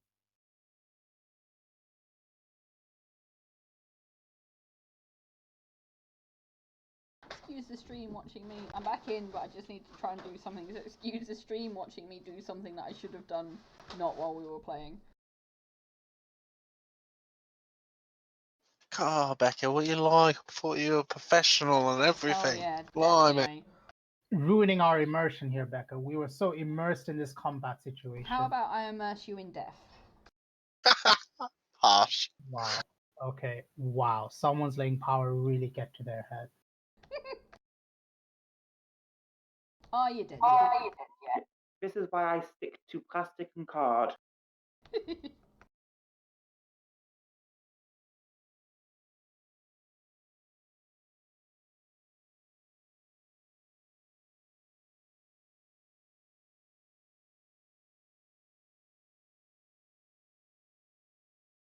Okay. Draxus, your turn. I do apologise for that momentary pause. Yeah, that's perfectly fine. Now he will step there, look in, see the weird armor full of vines, and go, okay, and cast Toll the Dead on it.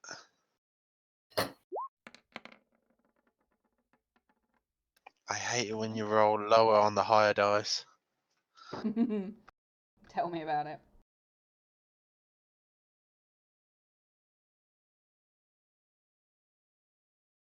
Wisdom save, correct? Correct? 14. It rolled a 7, so it takes 3 damage. 2 damage, 2 damage, unfortunately. As he sort of puts his hand up his cloak, and all it hears is like scratching glass, nails on a chalkboard sound, as the moisture from its vines are just sucked away from him. Cool. And then he will step back, leaving the opening free. Cool. Ladinia, your turn. Such a gentleman. I'm going to move up.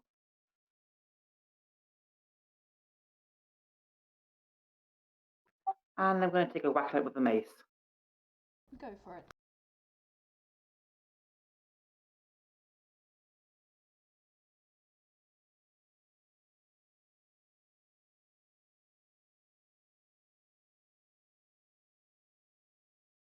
A 20 hits. So that's 7 points of bludgeoning damage. Okay.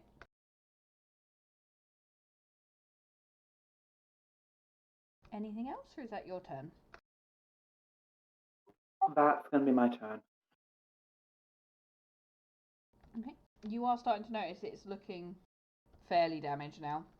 Lots of the vines are sort of disappearing, and half of its right arm is starting to droop a little.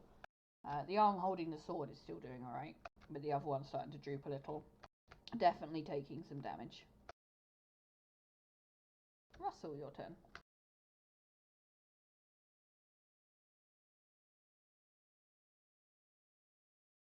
Looking at the situation, with a cry of "Oh help!" I'm going to focus for a moment, and you'll watch his form begin to shift, going from 2 legs to 4 as he wild shapes into a dire wolf. Which I will make a token for next week, but at the moment you are still looking like yourself on the board, but he now is a very large direwolf.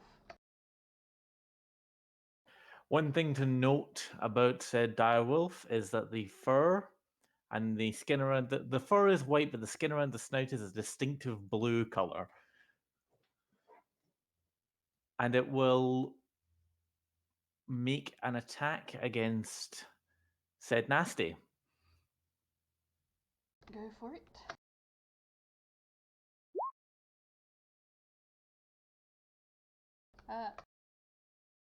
Do me a favour, roll me damage.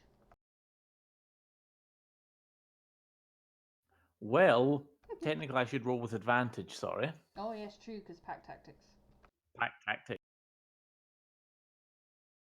Thank the So Lord. I'll You know roll- that was coming towards me.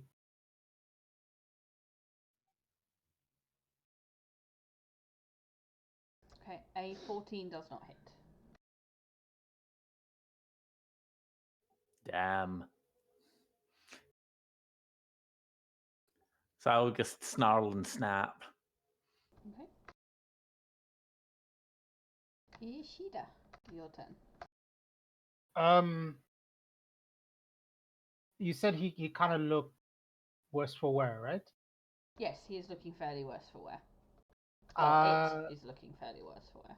Would I be able to kind of move in over there?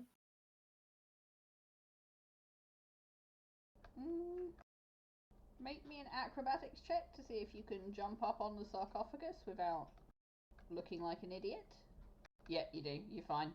You jump up on there like it's not even there.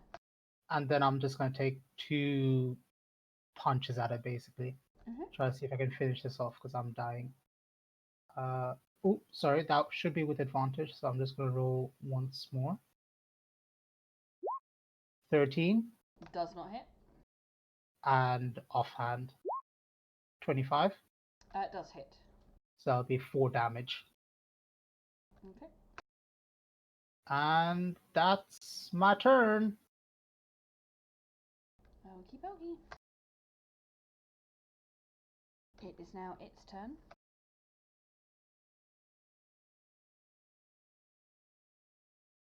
And seeing that Nico is now grappled, it's going to think that he is going to be the easier target because he can move around less. So it is going to take 2 attacks against Nico. With advantage because I used reckless. With advantage because you used reckless. But you used reckless in the turn before, no? He Before also you got used it grappled? this turn. Okay. Yeah, I used it both turns. And I'll use it again. So an 18. Yeah, it hits. You take 8 slashing damage.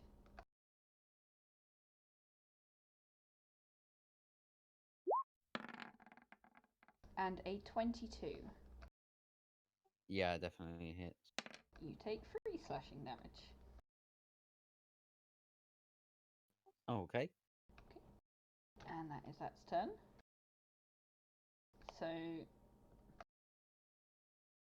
none of you are in range other than Nico, who is already grappled, so it's not going to grapple him again. So you watch again the vines start to sort of reach out and then fall when they don't get anybody. And then we are back to Nico's turn. Alright, that kept my rage going, thank fuck for that. So I'm definitely going to attack him again. I'm not even going to bother trying to break the grapple. Okay. Fuck it, reckless again. Roll me an attack. Oh, for fuck's sake. Does 15 not hit. again. Does not hit. That's it. Okay. Draxus, it is your turn. And how bad did you say this thing was? It's looking pretty much on its last legs. Okie dokie. Toll the Dead again. Okay. With DC 14. Cool. It got a 17. Well, dicks. I'll spit on your feet and step back again. Okay. Ladinia, your turn. She's going to keep on pounding at it with this mace. Okay, roll me an attack. I get advantage because of flanking, right? You do, yes.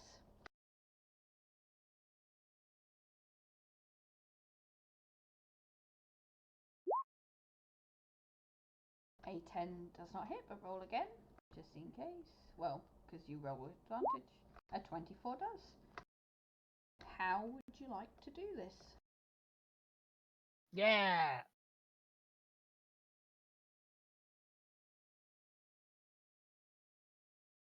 Sorry, 1 second, have I spelled up? That's like basically meant.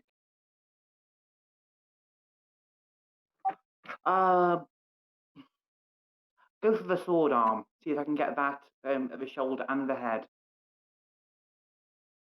Okay. Yeah, so you swing, aiming for the sword arm, and your mace knocks part of the armor off the shoulder plate and rips the vines in two. And as you rip them, they all sort of give up the ghost, and those that aren't destroyed retract back into the ceiling. But the armor, the empty armor, the sword, all sort of fall to a clatter, including the skeleton of the person whose sarcophagus this was, all clatter back into the sarcophagus there.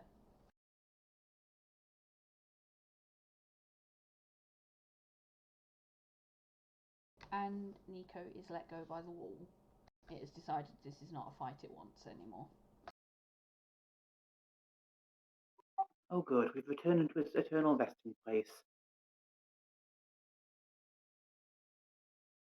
Ugh. This is why I don't mess with plants. Ugh. Is there anything on the crypt that has like a name or anything that I can kind of see, like if I Hey, Scott. hey, Scott one. Hey.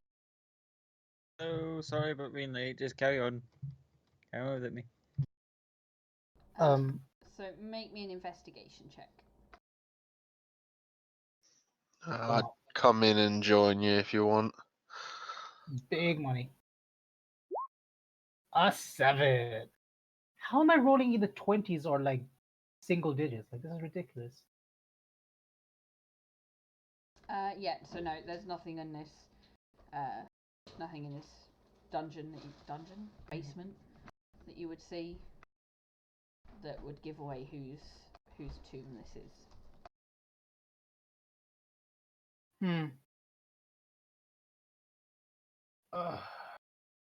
I don't know about you guys, but I need a bit of a rest. And I'm gonna jump down and kind of lean against the wall. I can see the vines have retracted, right? Mm-hmm. So I'm just gonna lean against the wall and just kind of slump down a little bit, trying to take a breath, catch my breath, basically. Okay.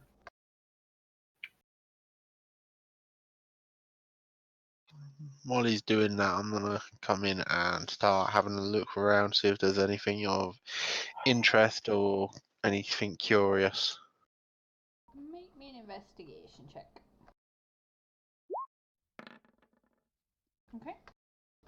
So in your shifting about and looking around, you find mostly in the sarcophagus, but also littered around the floor, 190 copper pieces, 100 silver pieces, and 45 gold pieces. And you also get a faint magical aura from the banner on the altar.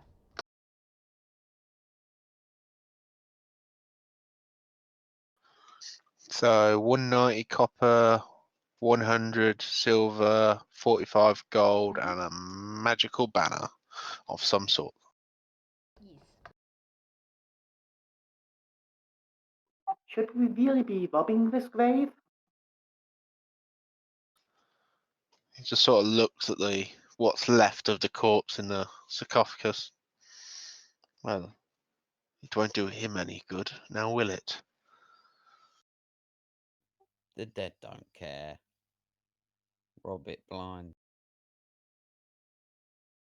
True, but if we are defiling a sacred site here, then the gods might care.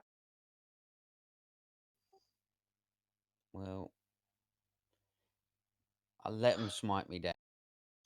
Well, the gods had plenty of opportunities to come and deal with any issues before. I don't see why they would involve themselves now.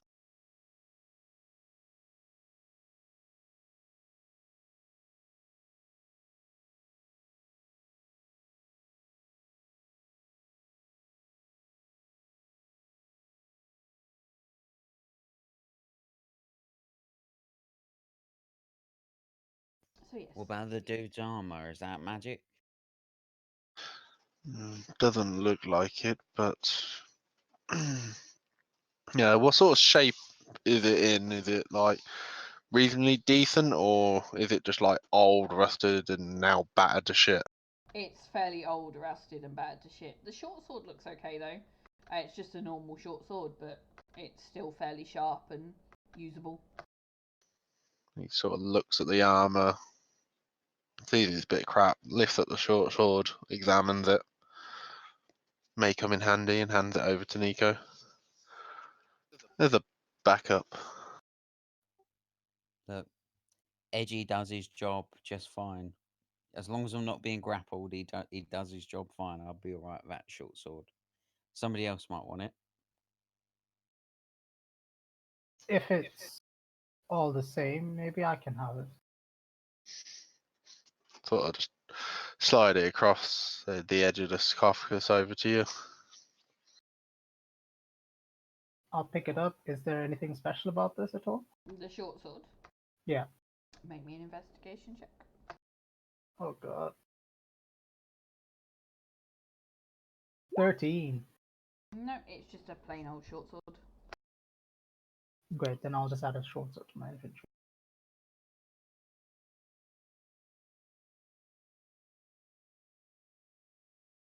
And so, are you taking a short rest, Ishida? Well, I want to, but it depends on if everyone else is. Okay.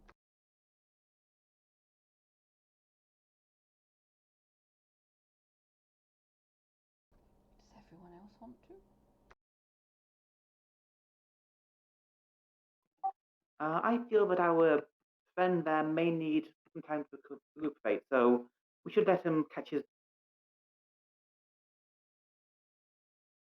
The wolf will nod. Thank you.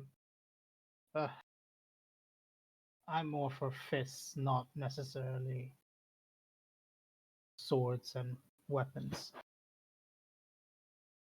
If you just give me a moment.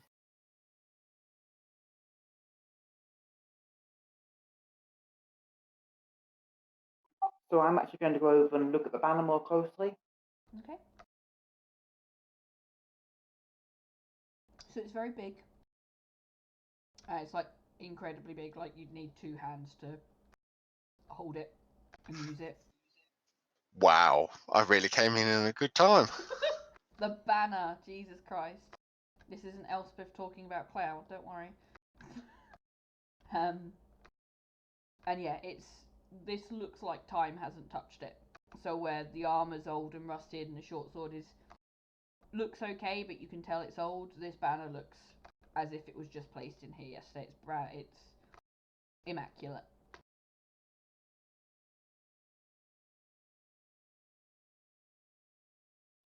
Doesn't it strike anybody as odd that in a place so overgrown and humid, the banner itself is pristine?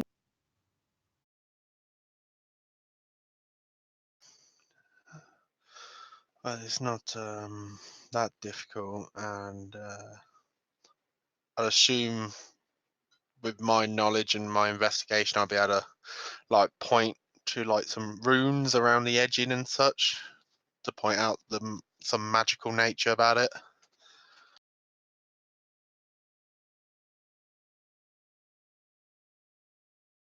It's giving you less of an arcane feel and more slightly divine. So there's not so much arcane runes that you can see, but you can see sort of weird markings that you don't quite recognise that do feel magic-y to you. He gestures to those markings. These holy symbols and such, some sort of divine, and sort of looks at you and something similar to the way you gain your power. Would I recognize any of these symbols? Make me a religion check. And while this is going on, I will say our rogue has got bored of keeping watch upstairs and has decided to climb down the rope ladder that our wizard has made and join the party if he would like to. Yep, comes down, gives off a heavy sign, and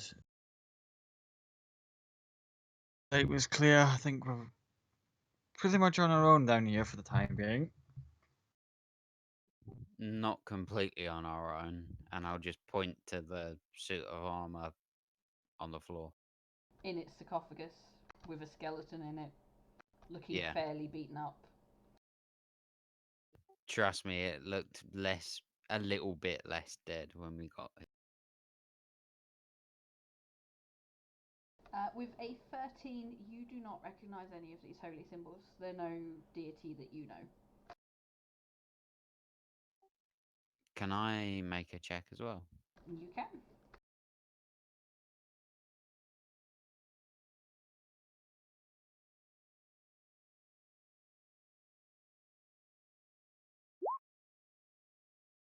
Okay. You do recognise one of them, and you dislike the one you recognise. It is tucked in the very bottom corner, bottom right corner. Just in there. Just down there. I'm assuming you'll know whose it is without me having to tell you. Yeah, the one that I really. Yes.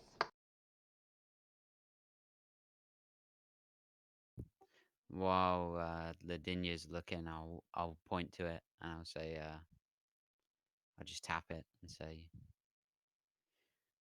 "You know this one? You know any of these?" Unfortunately, they seem to be been neglected in my studies.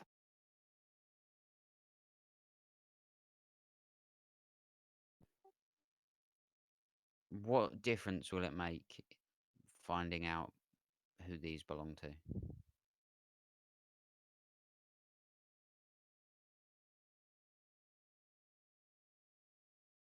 Will it make any difference down here?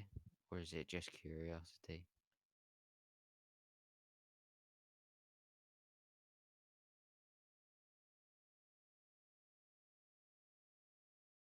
Sorry, was that to me? No.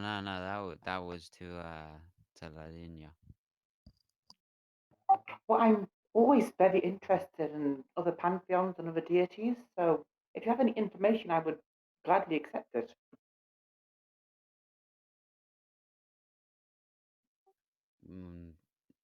I know this one here, and I'll point to the one that I recognise. That's it's for Becca. It's the Raven Queen, right? Mm-hmm. Okay, I'll point to it and I say that's the symbol of the Raven Queen.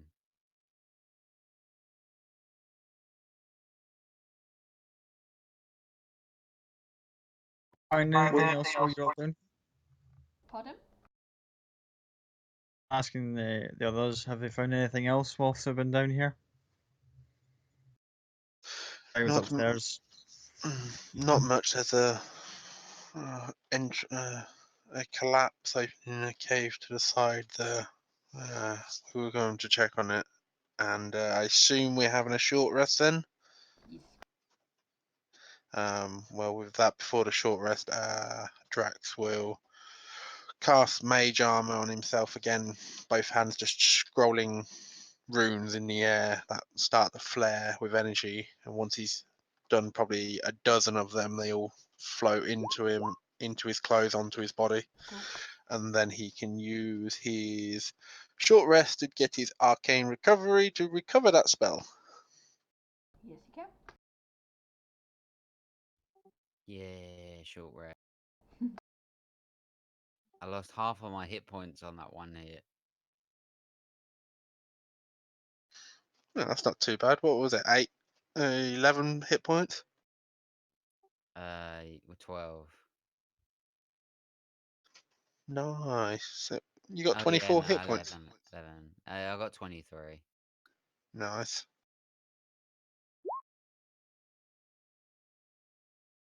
That'll do. Yeah. So you're all just sitting in the room, taking a bit of a rest. It's still fairly humid in here, but less humid than it was. I also get my. Sorry. Hmm? Sorry, I cut you off. No, you're fine. After you. I'll be meditating while I'm short resting to get my key point back. Cool.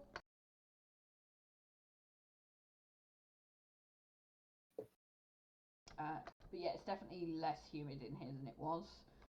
You get the feeling that the vines in the room have sort of a little bit scared of you. Don't really want to take you on. Rather leave you to it. So they're leaving you alone for now.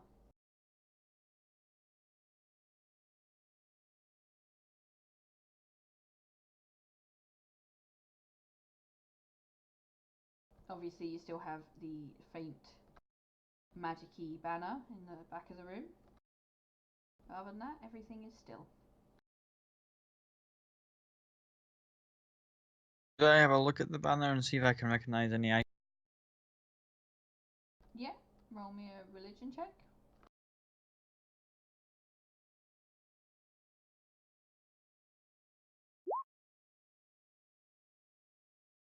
Okay.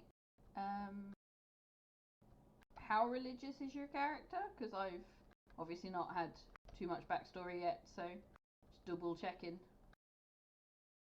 Not particularly for himself, but has kept company with those who were of particular variety of faiths, just hearing tidbits here and there. Okay.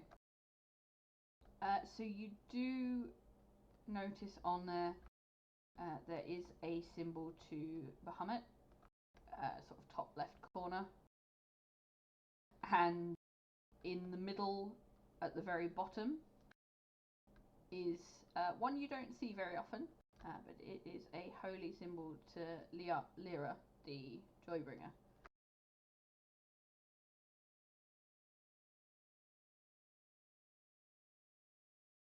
Back to the others, they're going, this is.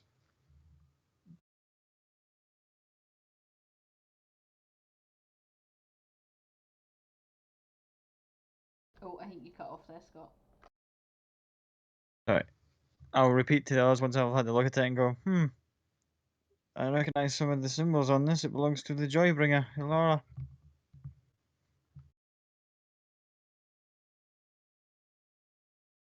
Sit there with a bit of a smirk on my face for a while. Just like,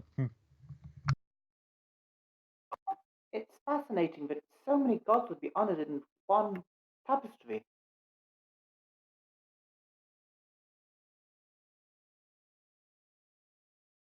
Anyone else recognise any of the others whilst I was upstairs? Joybringer, who else would be here? You also had Bahamut as well, Scott. Oh, Bahamut as well.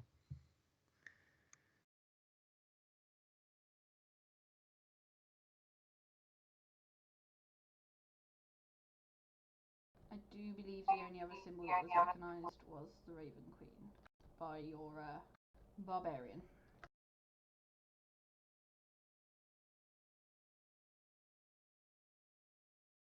Curious piece, right enough. I'll just leave it at that point, just kind of make a note in my little notepad, just like. I think, given how interested we are in this banner, perhaps we should take it with us.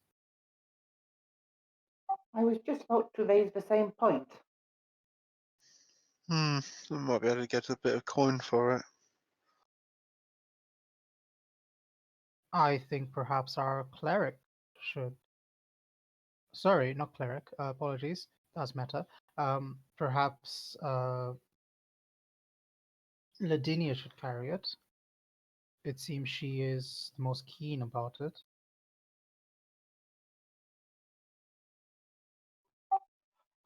Of course I can try. I approach the banner and try and lift it down. Okay. Do you know what your carrying weight is? I can't remember how that's worked out. It's 5 times your actual carry weight. So if your strength is 10, then it's 5 times 10. Okay, so yeah, you'd more than be able to carry this. It is fairly hefty. It is round about, you're judging from sort of picking it up, round about 20 pounds of weight. But it is a bit unwieldy, so to hold it, if you want to hold it steady, you do need to hold it with 2 hands.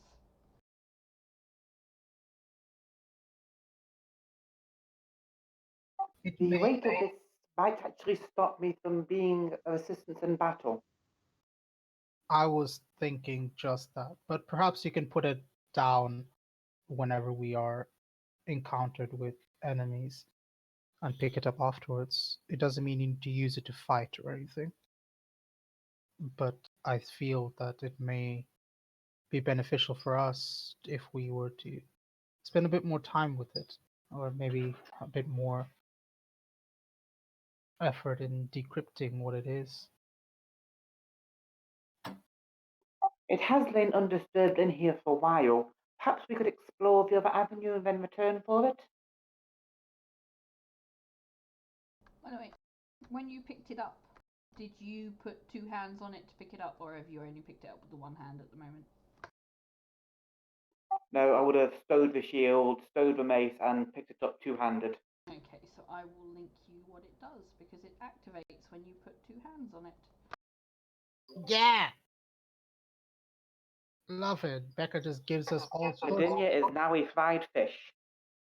There you go, everyone should be able to see that.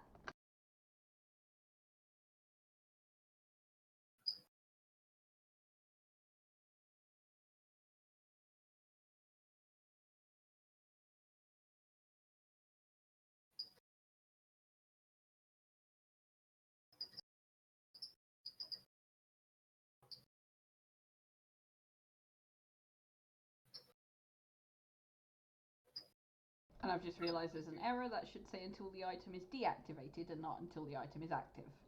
That's dumb. That's pretty cool though. That is pretty good. Yeah, I do like that. However, it does take 2 hands to do, so you are out of combat, unable to do anything if you do it. Pluses and minuses. Makes complete sense for Lavinia to carry it as well.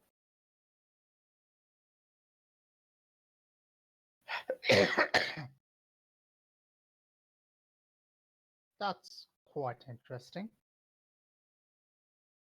So yeah, you guys around her in the 10 that are 10 feet from her just feel this sudden divine protection, and it doesn't spark of any particular deity, just of feeling protected and a little bit safer. Obviously, Lavinia, you know exactly what this is doing. You can feel its power going through the banner as soon as you put 2 hands on it, so you know exactly what's going on. Well, this is invigorating.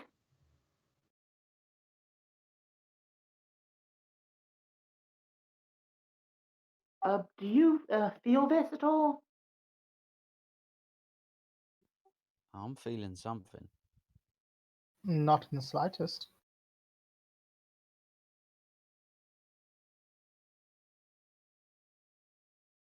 Oh yes. It feels safer somehow with you having hands on that.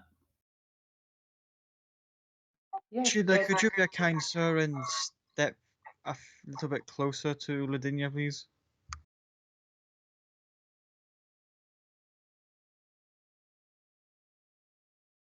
That was to you, Gesture, like- Azuzu. Yeah, I'll move up, I guess. And then I'll feel that. Huh. I get what you guys mean now. yes, there is quite a powerful protective ward around this. I'd maybe consider that and have to carry it with us to explore the rest of this underground.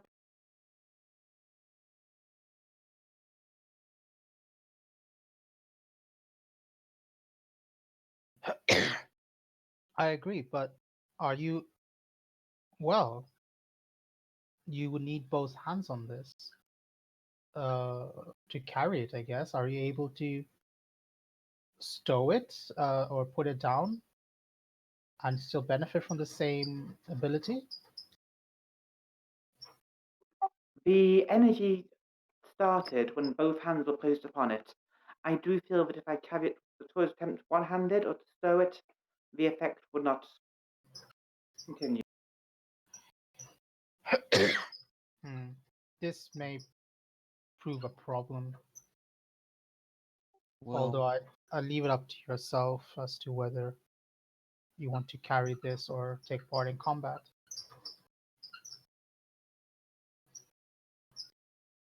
I mean, Lavinia, you don't have to use it all the time. Maybe we could just use it as our last resort. Like if things look really bad, we all just gather around you. You stick 2 hands on it. I could be a rallying point too. Exactly.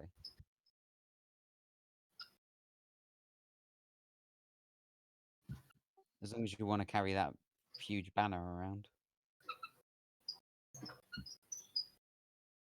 I do already draw the eye quite some, so I could try and maybe stow it and draw it out only when needed. I think that would be best because I suspect it might also infringe on your ability to, as we spoke about, be a bit quieter.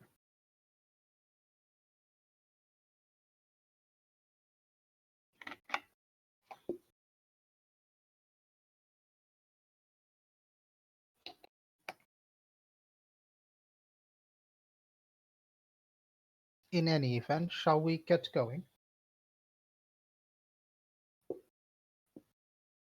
I mean, I could keep the banner drawn and lead the way.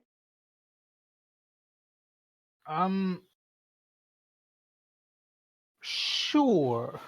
I leave it up to everyone else. I think that may be a bit dangerous considering I heard some scuttling on the other side of the little cave entrance. Then surely that's more reason to have it up. Surely we would not want to draw attention rather than. What if does it matter if we draw attention if Ladinia's at the front with the banner up? That is a good point. Lead on.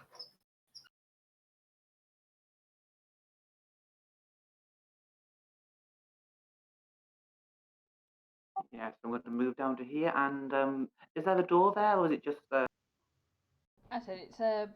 Looks like it used to be a wall, but it's collapsed, and you can see sort of the entrance into a natural sort of cave area in front of you. It's very dark. There's no light here,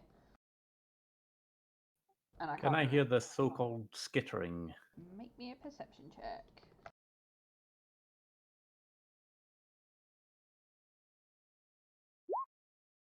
You can, yeah. And from what you can hear, it's definitely more than one. Probably 2 or 3 creatures making the skittering noise. This isn't a language of some sort. Doesn't sound like sort of something talking, as it were. It's just something moving about. Yeah, it's just something moving around. You don't hear no language that you can comprehend. It's just moving around. 2, maybe 3 of them, judging by the sounds of it.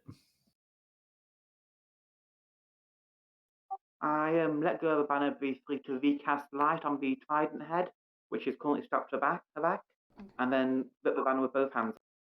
Okay, so you will get the feeling of the banner again as you.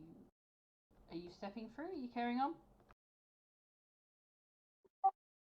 Onward, brave soldiers.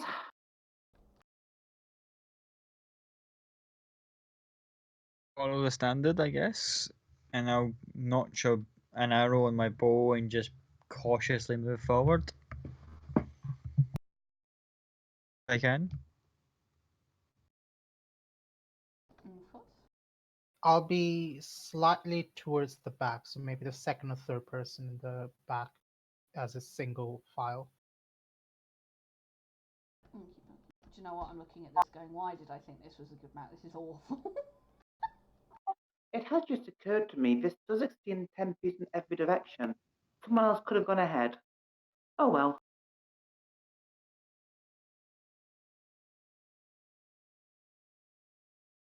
So yeah, you walk into, after a few steps in, well, would be the dark, but you're not in the dark because you've got the bright light of the trident. You reach, again, what would be dark is not dark, a cave. The ground is dirty. The vegetation, the unnatural vegetation from the basement that you've left there, hasn't reached in here. It didn't come this way. Although the air's still quite damp, it's quite humid down here, and the room smells vaguely of rotting corpses. Not many of you have smelt that too often before, but it's a very off-putting smell. There's a little bit of light coming from an opening in the ceiling of the cave, where fig tree roots are breaking through. You can see. You get the impression that you're under the edge of the forest at the back of the chapel now. At the back of the room, illuminated by that little bit of light coming from the surface, you can see a few milky white and green oval shapes and a million spider webs. This place is covered in spider webs.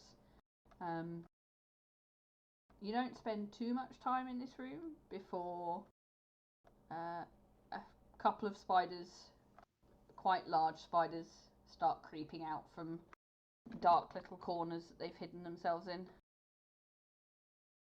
Right. Immediately after seeing that, I'm gonna get the fuck away and go right behind everyone else. Um, you guys have this. I'll watch our back from here.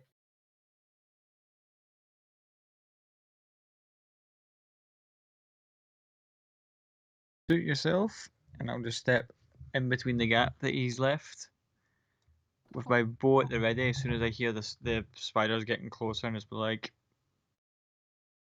whoever's in front, it's like say the word duck, and I'll have an arrow waiting for whoever's at the opposite end.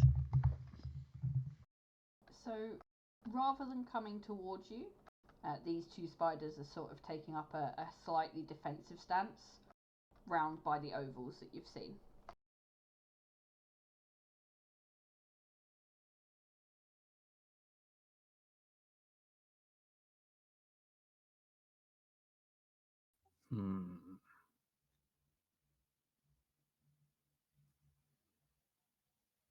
Something tells me that they're not as normal as they should be. They're acting a bit too intelligent for my liking.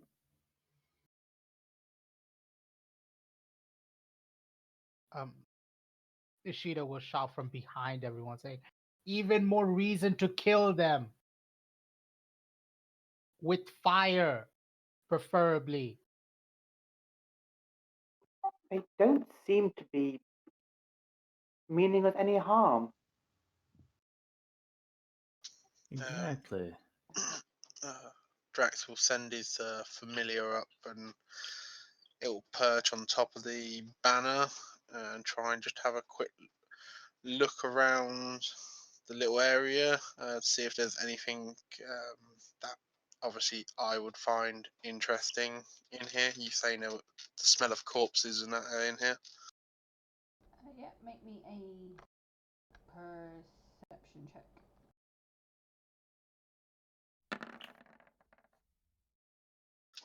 15. Yeah, you don't see anything you'd find interesting. There's a few bones scattered around, but you think they're from potentially a graveyard upstairs in the chapel or something like that, but it's nothing, no fresh kills, no anything like that. You do see the strange oval shapes at the back of the room. A couple of them are wiggling about a bit. Other than that, nothing else in the room.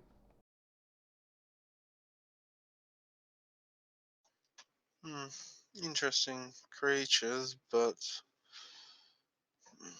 from the looks of it, there's nothing of interest in there.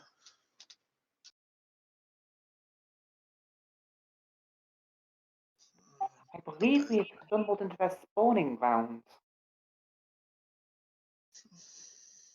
I would agree with that. Looks like they're not far off from hatching from the movement they're making.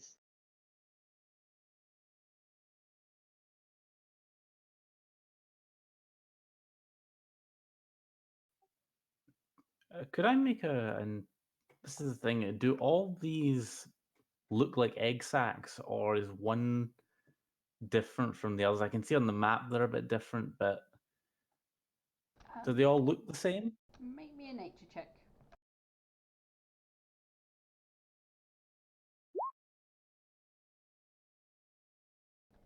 Yeah, so they all do look the same. It looks like potentially the one in the middle has got slightly more light than the two on the edge, but you can tell they're definitely spiders' eggs. 3 of them very close to hatching, and the 2 spiders stood in front of the eggs are actually giant wolf spiders. So fairly large spiders. Looks like they're just breeding, really.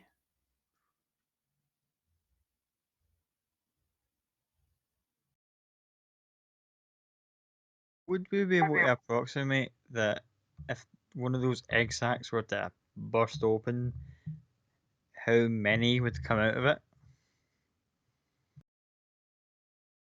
Roll me a nature check.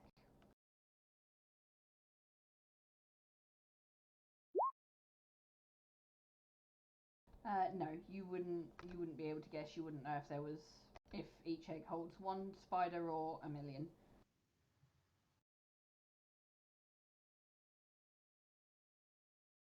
You have a basic understanding of the spiders to know there's probably more than one in there, but you just wouldn't know how many.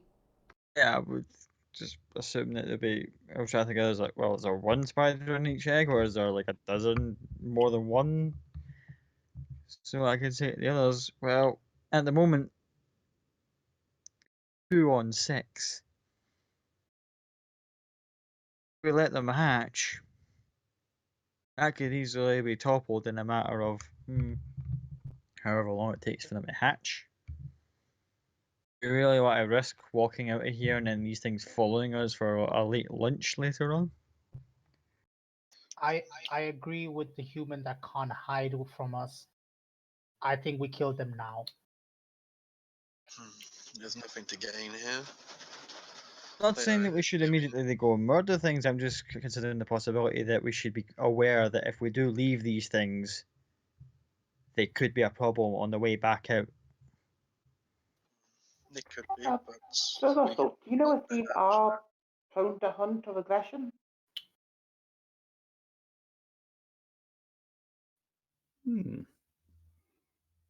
I'm not very familiar with this species. Hang on. DM. No, as you said, you're not too familiar with them. You know, giant spiders tend to build giant webs and wait for things to fall to them. They don't tend to go out and hunt, but you're not sure with these guys. With the ones I've seen, they tend to build a nest and wait for things that are daft and not particularly intelligent to blunder their way into them. I'm not sure about these guys. They do look a little different from the ones I deal with normally, but I guess we just have to wait and see. well, from the looks of it, they've been eating the remains of the graves, so it's quite possible that that would last them a while longer anyway. I mean, I'll be honest, we're in their forest. We're in their spawning ground.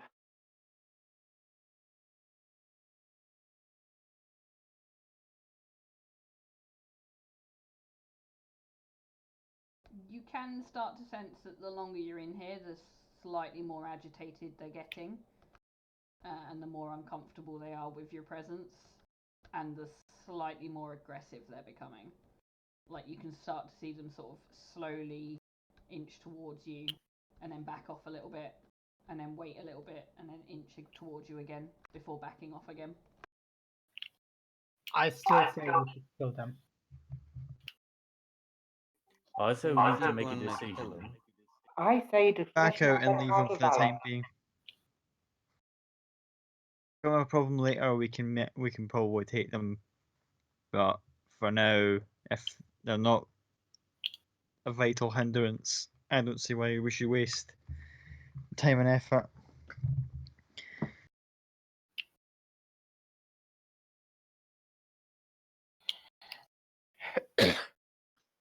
I agree. Let's, And let's just go. Drax starts walking back.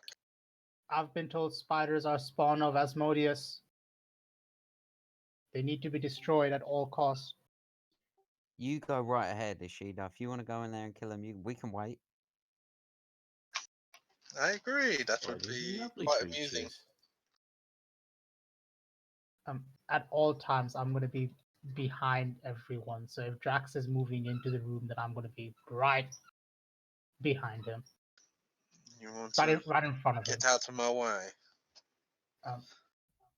Do you mind if I hang back? I'll catch up with you guys, right? Do you have enough light to see by in there? Or should I? Or do you think the light is actually making it worse? I can make a little bit of light. Just give. I'll be with you in a few moments.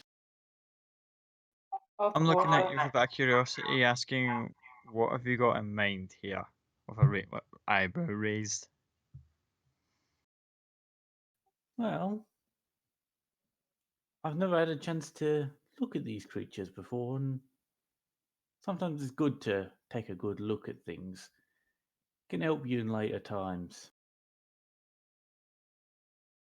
Okay, but if you See, need any assistance with these land crabs, then give us a shout. We shan't be too far. I'll wait at the Right mouth of up. the cave where you are, just in case the spiders do make a move, but out of their sight, but still got you within mine, just in case. So I'm going to use Speech of the Beast and the Leaf Mm-hmm. and simply say, I have no intention of harming you or your young. I simply must observe you so that I may learn to be more like you. Mm-hmm. Once the others are out of eyesight and they hear you say that, you feel them calm down a little bit, but you also get a sense of you come any closer and all bets are off. But you I will can stay happily there. I will happily stand in the mouth of the cave and spend a little bit of time observing them. You watch them sort of going around, sort of fixing web in places. Like you guys entered, there's a few frayed spots. They go around and sort of fix the frayed spots, and the sort of smaller one of the two, the one on the right, is ever so slightly smaller. It sort of taps on the eggs and just puts its little foot on there and just feels for a second, and then it will go to the next egg and do the same, and then the next egg and do the same, and it looks at the slightly bigger one, and it's odd. It looks like it's shaking its head as if to say no, not yet. But a spider shouldn't be that intelligent. And then they sort of creep back into the holes they came from, but you can still see them sort of popping their head and their front couple of legs out just to watch you and make sure you don't go any closer to the eggs. Other than that, they're sort of just sitting and waiting. All right. I'll take a few field notes and then say thank you very much and head out. Perfect. So you leave the cave and they go back to. Just before Russell meets me at the end of the cave, I'm just peeking around, making notes, and that going. Cool. Closing it just as he comes around the corner and goes, so, friendly or not? They don't seem particularly hostile. They seem like a mating pair almost, just tending their eggs. Don't see any reason to harm them. They were only defensive because we barged into their house and tore down the front door, quite literally, with the amount of damage we did to the webs. Indeed. We're thinking to actually insist that the others leave and then going about dialogue between them. I have the ability sometimes to take on other forms. You saw me when you didn't see me, but I took on the form of a wolf to fight that monster. If I want to learn, then I must observe. Looking is the way to be in. Very particular smirk just appear briefly on Cyrus's face and goes, let's join the others. Waiting for too long. Lest they kick in another cave entrance and we find us some other ungodly sized insects to deal with. Lead on, good sir.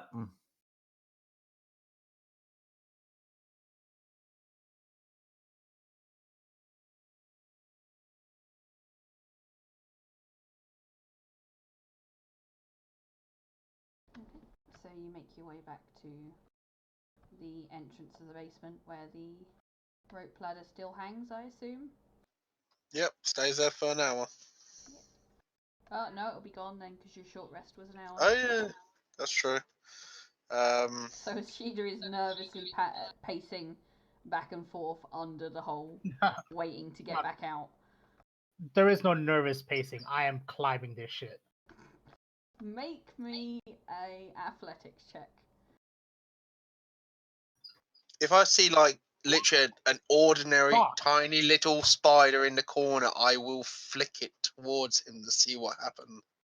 So On a similar note, if when we barged in, I assume that some of us have got webbing on our clothing and equipment. not so much your clothing, but Russell and Ladinia, who were at the very front of the cave, have got a little bit just sort of on their feet and their shoes, and a little bit up the legs. If Draxus does flick the spider, I'm gonna just take a handful of the webbing and just be like, haphazardly throw it, not to get in his face, but just like, come on, you're afraid of these things. So, Ashida, you have started to attempt to climb up the wall. Probably get about halfway up, so you're about 5 feet up, and you lose your gripping, and you fall back down, and you land on your back. And as you're on your back, on the ground, ever so slightly winded, you get a tiny spider, probably about the size of a 1p piece, land on your jacket, and then a bit of web land on your face. Completely freaking out, screaming at the top of my voice. I'm gonna cut that spider and flick it off me. See, the devil spawn. Very interesting. Are all half elves overreacting? Turning to Nico.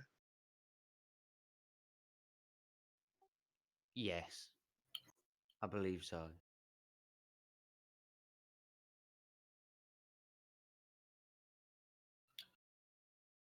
You know, if you want, I can go up and put a rope down to you guys if you want.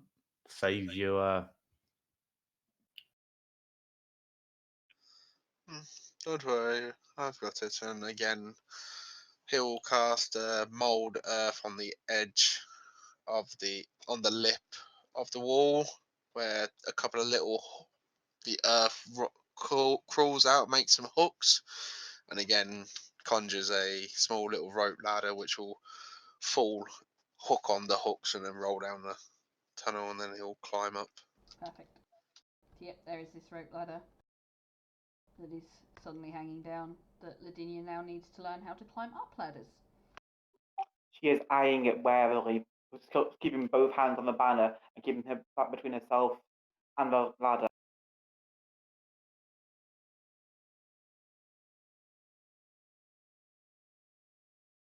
So I assume Ashida is climbing out first.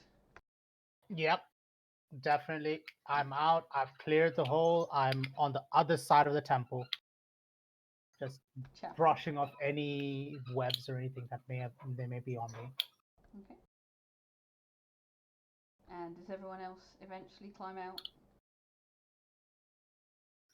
Yeah, I'll go after Draxus. Yeah, I'm waiting right until the very end, just watching everyone else how they traverse this new piece of new technology, and then handing the banner up to somebody before very slowly climbing the ladder. Okay. Make me a athletics check, just to see if you can work out, have the sort of the forethought to work out how the strength of this, how your body works climbing up this ladder.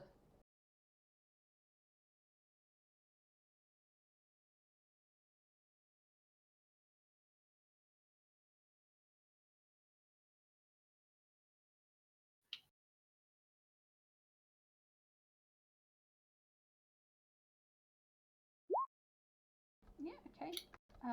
You're a little bit wonky at first. It's a rope ladder, so it's not very stable. So you swing about a bit when you first put your weight on it, but you manage to stabilize yourself and sort of get to the top.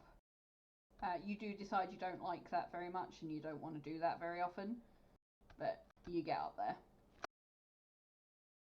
So do ladders feature much in everyday life? Because I didn't care for that one bit. Depends on where you plan on going.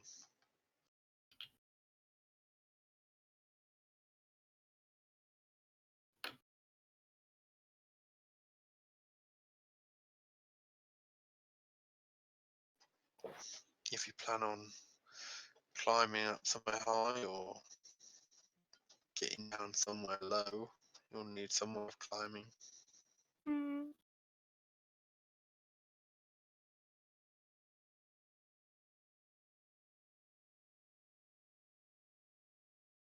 So yeah, you've come outside. It's sort of middle of the afternoon by the time you'd travelled from the caves to here, gone down, had your battle with the plant skeleton, had your short rest and had your interaction with the spiders. It's sort of getting early to mid-afternoon. From what you remember, there's actually still quite a journey to go to get back, because it did take you most of the day to get here last time. So do you set off? Do you do anything before you leave the chapel?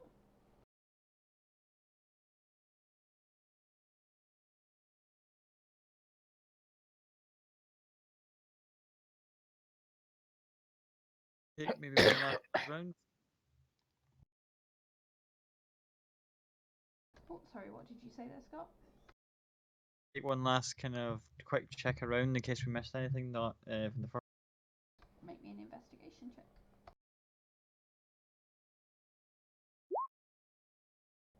No, there's nothing that wasn't here the first time, other than now, obviously, all the broken glass from where Draxus smashed the windows last time. Or was it Nico? Nico smashed the windows last time. Other than that, nothing. Just a quiet little chapel, rotting away in the forest.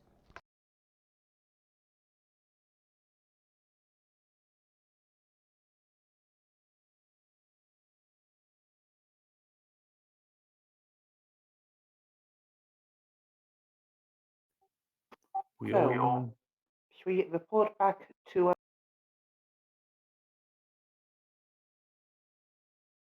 Arton? That's the plan. See how well this conversation goes.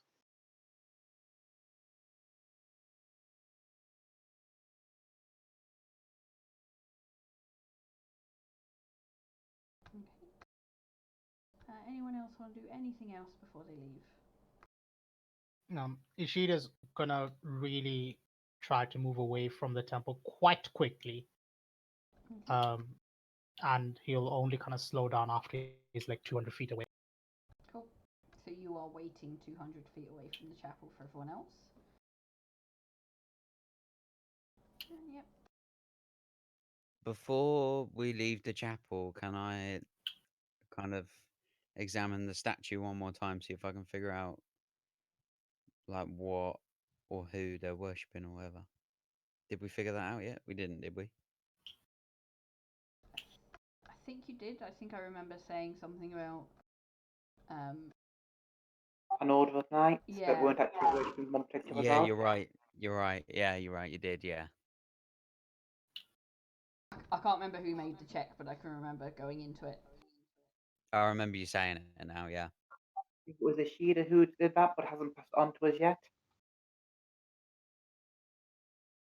Sir, could you repeat that again? You discovered that it was a non-aligned group of knights. Then you were attacked by the suit of armor before you could pass that on to us. Yeah.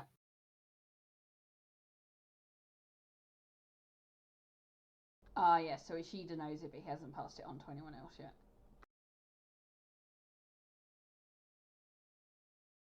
Cool. So if you want to make a check, Nico, you are perfectly able to. Make me a religion check. Yeah. Well, as soon as I don't know, then yeah.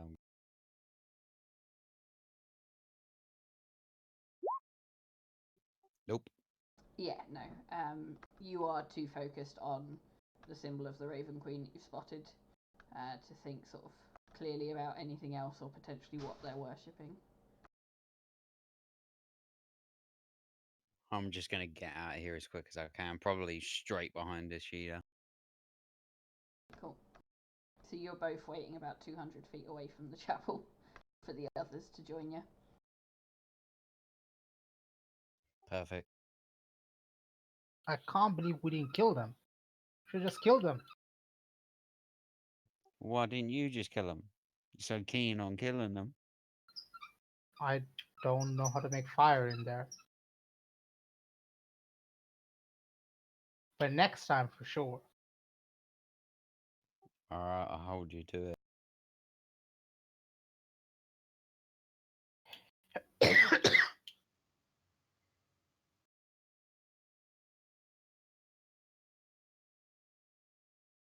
On the way out, I'm going to lean down, sort of put my hand among the vines and say thank you.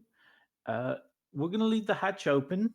If you want to go down there and give you a bit of room, there's some other vines down there, but I'm sure you can make friends. You get back. All right, thanks. No, we ain't going down there. They're fucking creepy as hell. We'd rather stay up here. Thanks for the offer, though. Fair enough.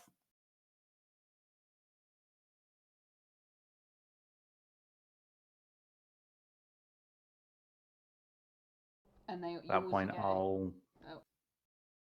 you also get a thank you for popping our brother in somewhere new. Now we can all go on our holiday.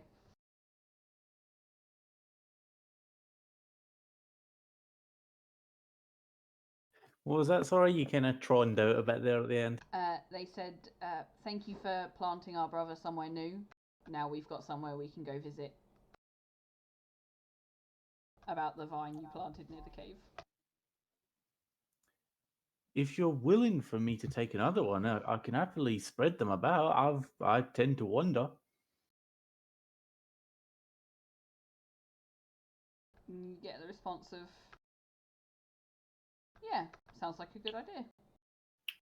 We can see the world a bit. In that case, I will take just a small dagger that I have and take some cuttings, really.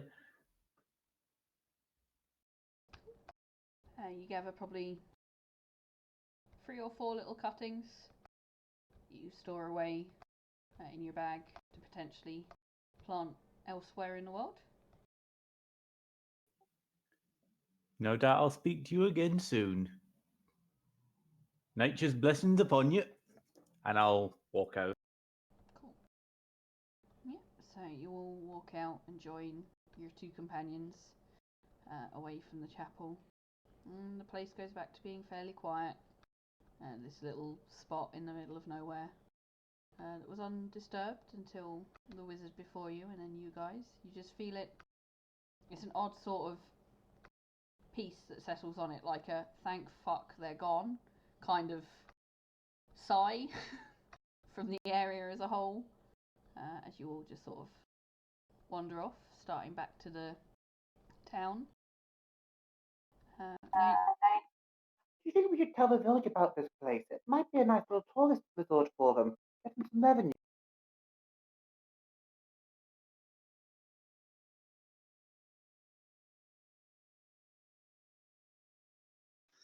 I assume with that, everybody just sort of shakes their head slowly and just carries on walking past the Dinya.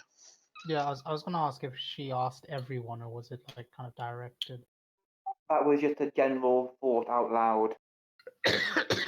With those things there, I definitely think not. Don't know, maybe throw a saddle on one with a bit of training, you can make an interesting little mount. And I'm just like eyeing Abashida, just like, imagine that, sitting on the back of a giant spider, just cruising around in the forest. I've already how he walked reacts. like 50 feet away from him. If Actually, you want no. to do that, I can happily carry you on my back. 90 feet because my walking speed is 745 and then I can add another 45 to that. And sort of walk up behind Russell and The thing you did in the crypt room, where you changed into a wolf, do you think you can turn into one of those? I think I just saw them, but I observed them for a bit, so maybe I'll start to get the hang of it.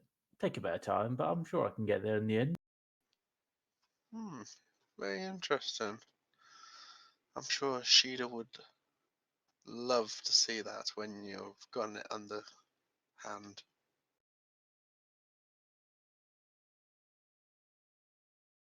I'll be sure to work on it then.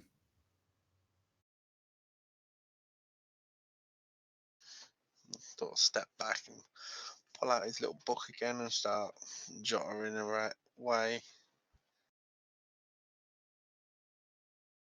Noted. So yeah, you're retracing your steps back the way you came. It's starting to get fairly dark, and you know you still have probably an hour or two of travel before you get back to the actual town. But you're getting the impression it's fairly late on in the day by the way the sun is. It's almost sunset. Probably going to be night fairly soon. And as I said, you're about an hour or two away from the village, so town. So what do you decide to do? Are you going to press on, or are you going to make camp for the night? You said the village was like an hour or two away? Yeah, and it is almost night, probably about 15-20 minutes away from dark. I suggest we just press on and we sleep in the village as opposed to sleep our rough. I do not have an issue with either, but I prefer the village as it's potentially safer. Yeah, I mean, either we spend, a few hours in the dark in the woods, or we spend an entire night in the dark in the woods. I'm in favor of an hour or two. And of course, traveling in the dark is no barrier. I can always make light. There you go. Well then, let's push on.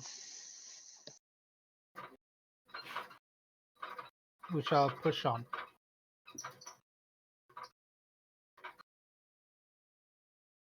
Okay. So could anyone make me a perception check with advantage? Because I'll just have you all keeping an eye out, but I want one roll. Okay. Yeah. So you travel along. You hear the normal sort of forest noises, woods noises as you go, but nothing strikes you as particularly dangerous or odd or anything. And you make your way back to the village. You arrive. Everything's really quiet, really still.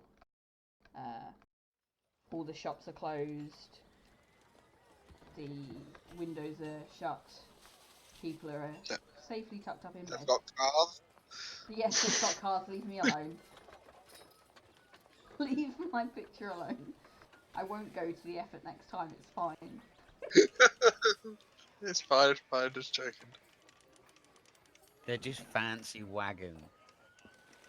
My, these horseless carts are very impressive. I'm fixing it, right?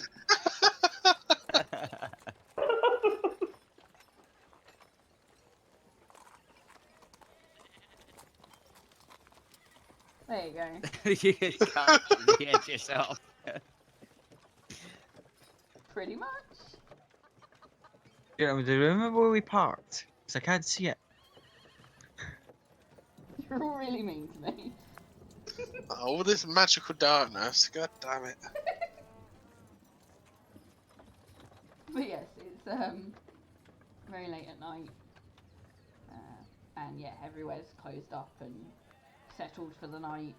You see the occasional guard walking past, just sort of keeping their eye out, making sure there's no trouble. Other than that, nothing. So, where are you going?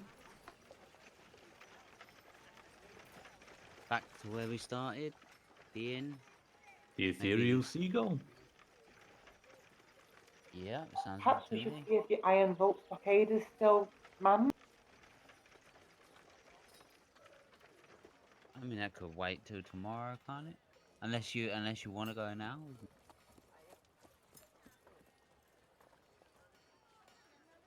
I just feel with a guard presence it might be worth calling in there right now.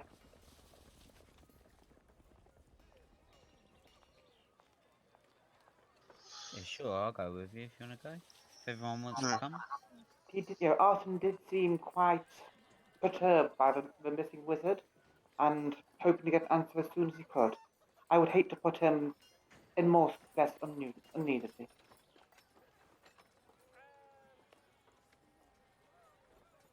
Let's go and ask for him then. Anyone else?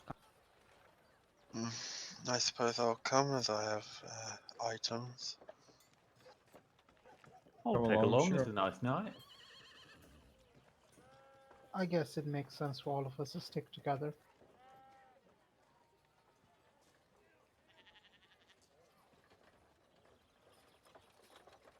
So are we able to find the stockade?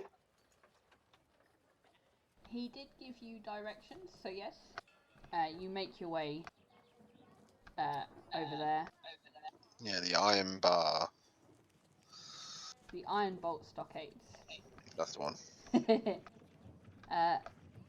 On the way, you actually pass a couple of shops. So you make note of a place called Across the Street Bakery and Meadery. Looks like a weird combination of a bakery and a pub. Not quite sure how it works. It looks really intriguing, but really odd.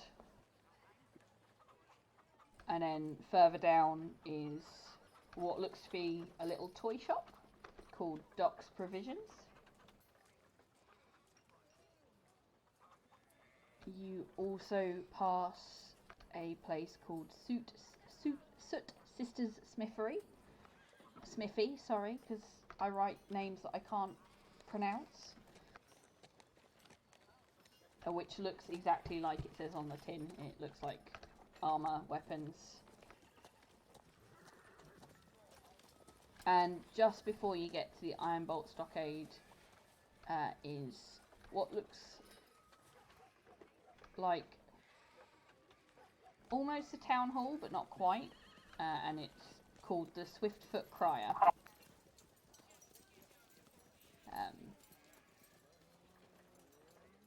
And yeah, and then you reach the Iron Bolt Stockades, which is a foreboding-looking building of grey stone and wrought iron. And as obviously what it's named for, there's a few stockades outside.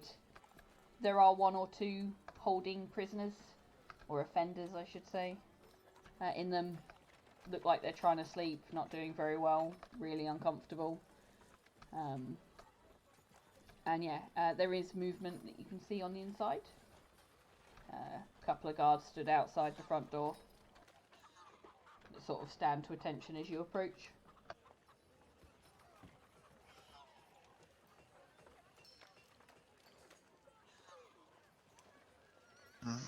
I walk up, look at the first guard and go, is Arton about? You would think so with as little as that man sleeps, but no, he's finally gone home to bed. He needed it. He was getting fucking snappy, I tell you that much. Fair enough.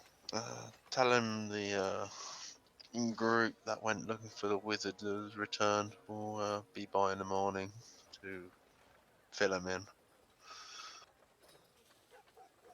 And I just turn around and walk back off. Cool. Okay, yep, we'll pass your message along. He'll be here, well, probably like 5 or 6 o'clock in the morning, even though he should be here at like 8, 9. That man does not know how to not.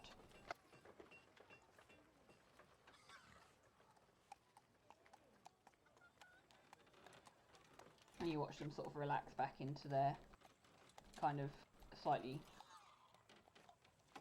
not not caring, but sort of less stressed than they were when you walked up. Yeah.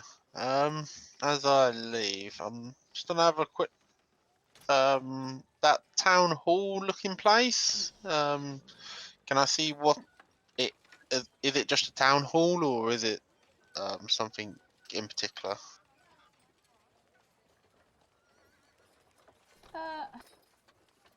Make me. Are you just sort of looking from where you're standing, or are you going to walk up and start looking in the windows? No, if there's anything of interest, if there's like stuff in the windows, I'll definitely have a walk by and have a look. Okay, make me an investigation check then.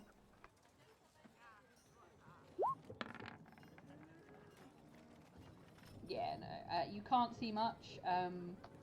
It's two large windows, very large windows with the Swiftfoot Crier in sort of engraved in them. Those words give off a faint magical aura, and you can see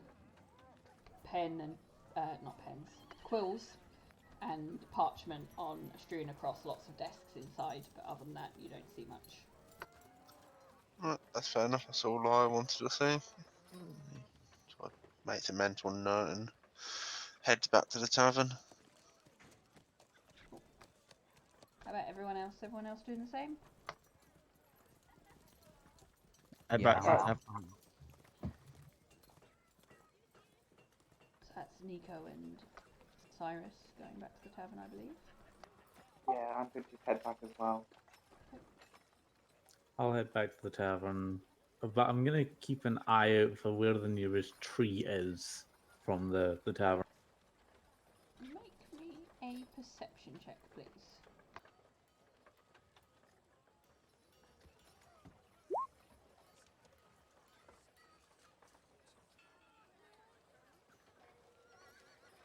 Okay. You notice as you're passing sort of one of the streets going off of this main street, about halfway down is what looks to be another tavern, not open yet.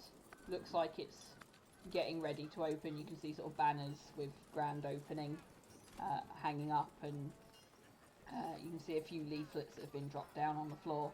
But in the back garden, or what you would assume is the back garden, you can see a very tall tree. And that would be the closest tree, the one in the back garden of that tavern.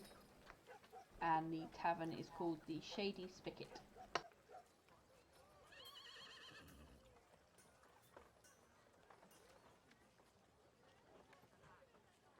I will grab one of the flyers and head inside. Inside to your tavern, I assume. To the Ethereal Seagull, Yeah. yes. I was like, wait, you're walking into a tavern that's not open yet? What? That's a quick way to end up in the stockades. I've played a ghost before, so it's kind of... Oh, interesting. But yeah, so you walk in and...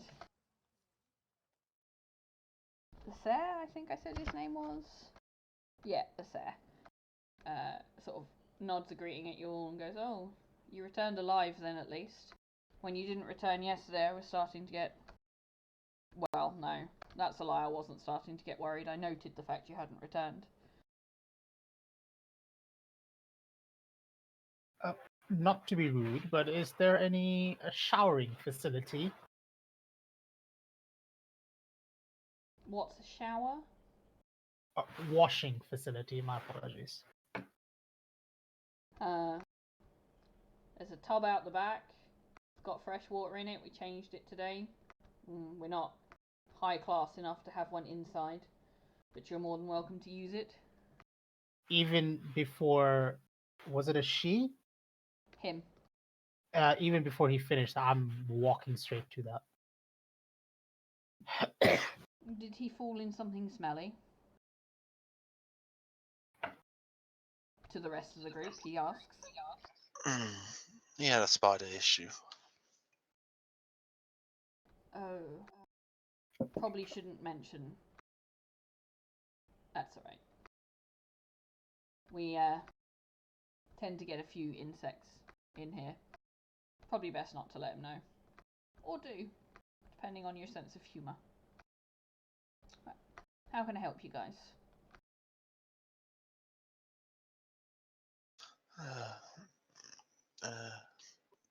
Can we take lodgings again for the night, please?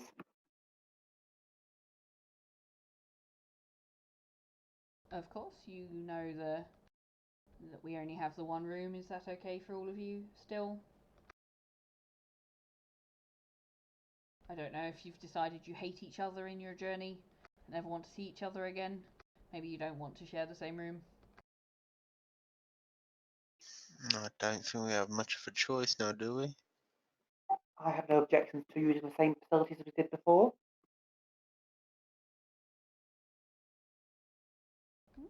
So you can I'm Managed fine. to come to some sort of mutual understanding, for the time being at least. Well, as long as there's not going to be a brawl or an orgy for that matter in the middle of the night, you are more than welcome to use the rooms. But of an orgy, I just kind of go, "Aw, really? That goes out at 8 o'clock." Draxus just gives a peculiar look, like what are you talking about? Yeah, I'll explain it to you one day. Well, But Draxon goes, I'm joking, my bejeweled friend. It's fine. He doesn't understand what an orgy is.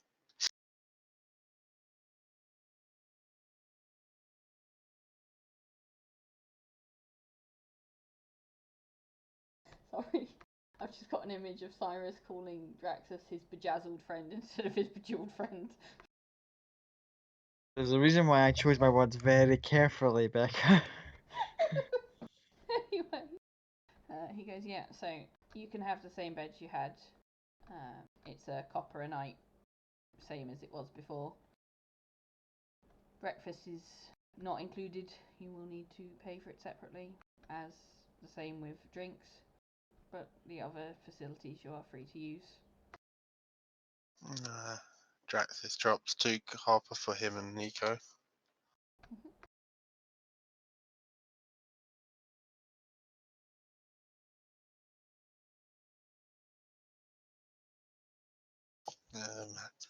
And asks how much for food now and in the morning.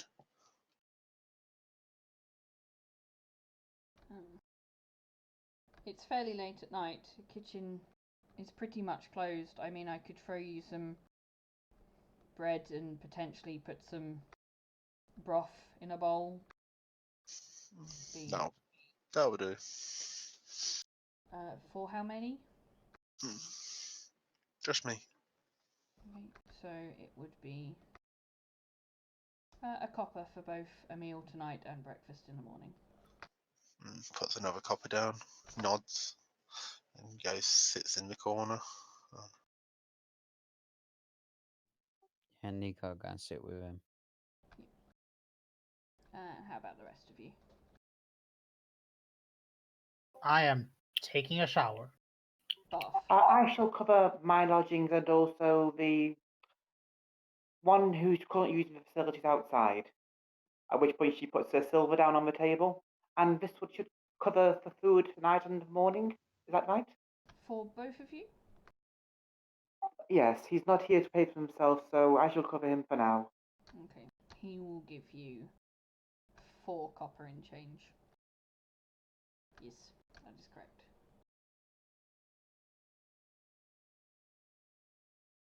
And he will take the silver and he goes, if you have a seat, I will bring food out to you and I will hold fire on Paranoid Man's food until he comes back in.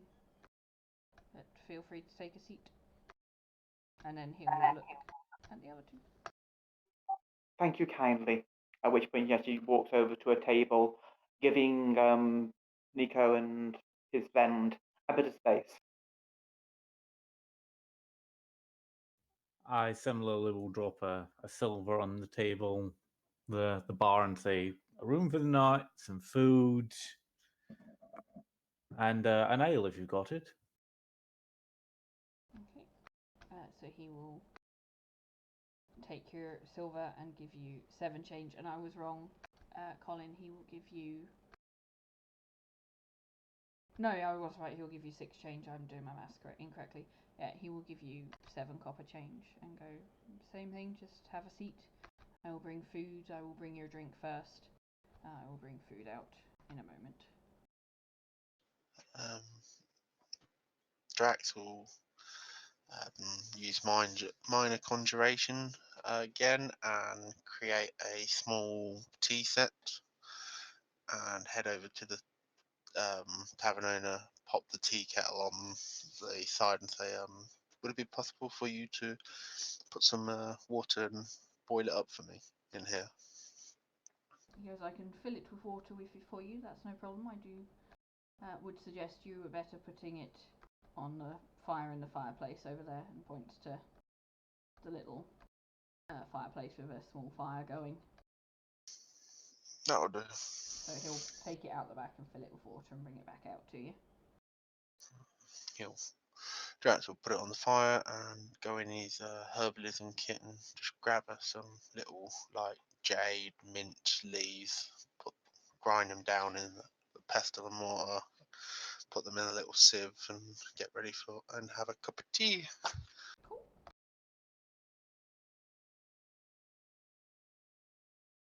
And the barkeep will look at the last member of the party. Anything for you, or just lodgings for the night?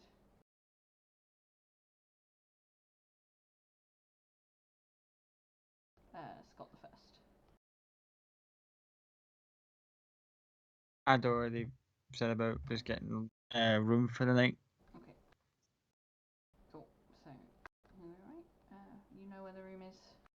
Go upstairs or stay here with your friends. Is that too much of an assumption to make there? I assume so. Sitting there looking to see if I can spot any of a particular persuasion that might be from, just on general goings on. Roll me a perception check.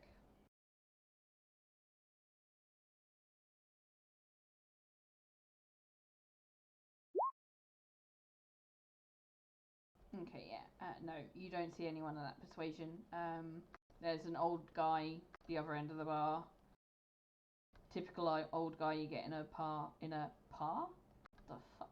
In tavern. Had one too many. Should be going home. Innkeep is trying to get him to go home. He's going, oh, I'll go home. You don't know what it's like being with her. Honestly, since I retired, all she does is moan. Just don't make me go home. I'll be happy here. Let me sleep on the bar. And just sort of nods off. And you watch Lasser just sort of roll his eyes and go, I'll try again in about half an hour. And walk away. And then there is a couple in the back corner trying to not be noticed. Just a man and a woman. One half elf and one human. What you do notice with that perception check is the gentleman has a mark on the ring finger of his left hand. You would assume a ring would normally be, but there is currently not one. And they're trying very hard in the corner of the bar not to be seen. She does not have any such mark on her ring finger. Other than that, the tavern is fairly empty, other than you guys that have just walked in. I'll make a mental note of the potentially going on over there and just found. So the tavern owner goes back into the back room and sort of after about 10-15 minutes brings out the food. He's already popped the ale over to Russell there at the table and brings out the food for those that have ordered it. And goes, if that is all for you gentlemen, I will be closing the bar. Ladies and gentlemen, sorry, and he nods at Ladinia. I will be closing the bar for the night. Obviously, you know where your lodgings are, feel free, you can stay down here for as long as you like. Just don't cause trouble. And if he happens to wake up, indicating at the old dude that's falling asleep, just try and get him to leave, please. Otherwise, his wife will be in here in the morning screaming like a banshee, and none of you need that for an alarm clock. And then he'll walk over to the couple and go, "Oi, you two out. I'll keep your secret for long enough if you get out of my bar so I can go to bed." And they sort of get up, go to the door, kiss, part ways at the door before they get to the door. So lady leaves first, 5 minutes later gentleman leaves, and go in different directions. Before he leaves, I kind of just want to go, a moment of your time, young gentleman. And he looks at you and goes, "Yes, how can I help?" He's the elf of the pair. You'd probably put him... you don't know too much about elves, but he looks in human years probably about late 20s, early 30s. Smartly dressed. Looks like he's come straight from work to the there we go again, to the tavern. Sort of almost suit and tie, but not quite. And he just looks at you and goes, "Yes." A few moments of your time, and I just slide a chair out next to me, just like where you kick a chair out when you see someone you want to talk to. Just like, hey, take a seat.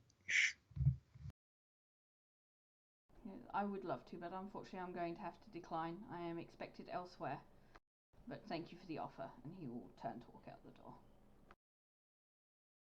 Well, the innkeeper might be one that keeps secrets from your spouse, but other people might not be willing to. Make me an intimidation check.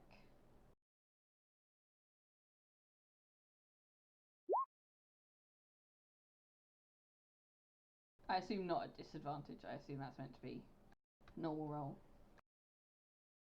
I've used to having it just a single way, and I think I've set it for Cyrus's sheet just to do it automatically, just to get a save. That's effort. fine. So yeah, he will. You watch him pause, take a deep breath, turn around, and come and sit at the table, and goes, "I cannot be very long, so let's make this quick, shall we?"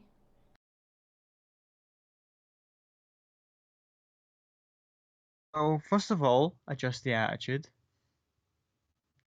You're not exactly being subtle about what you're doing, which is one fault.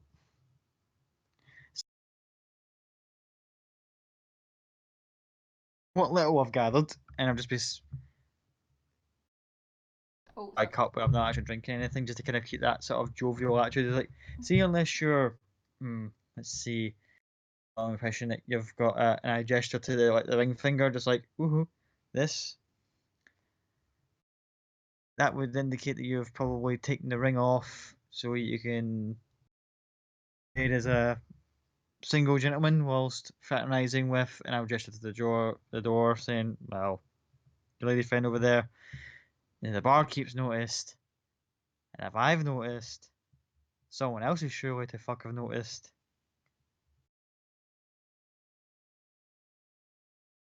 You're in a bit of trouble here."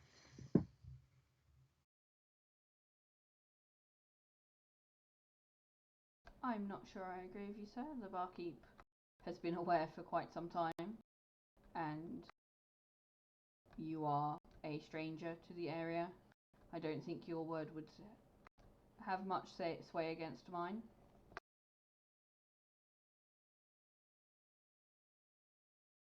Only a citizen trying to this point time to avoid what could potentially be a carriage wreck further down the road.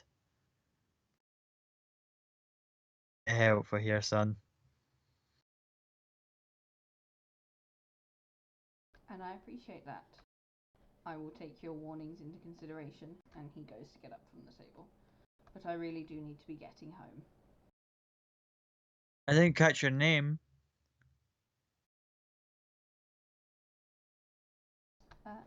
It is Mr. Zincallan. Go inside check him to see if he's telling me the truth or he's bullshitting. Inside check.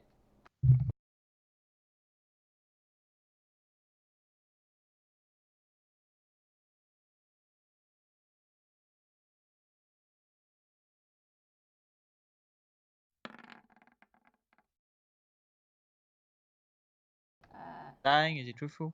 He is being truthful. As far as you're aware, you can't tell a lie. You do note the reluctance to give you his first name.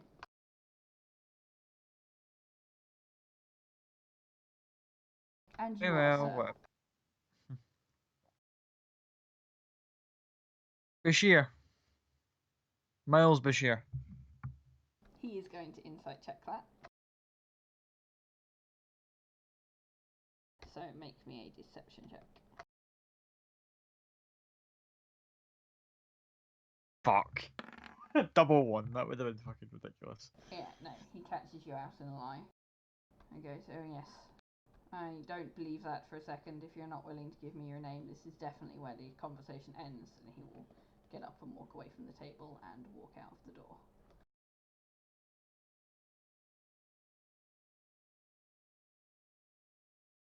But yeah. So you guys are left in the tavern, minus Ashida, who's out barfing. Not showering, because showers don't exist. And the very drunk gentleman at the end of the bar. The innkeep sort of pats the fire down a bit, doesn't completely put it out, but definitely lowers it down. And just sort of takes himself off to bed.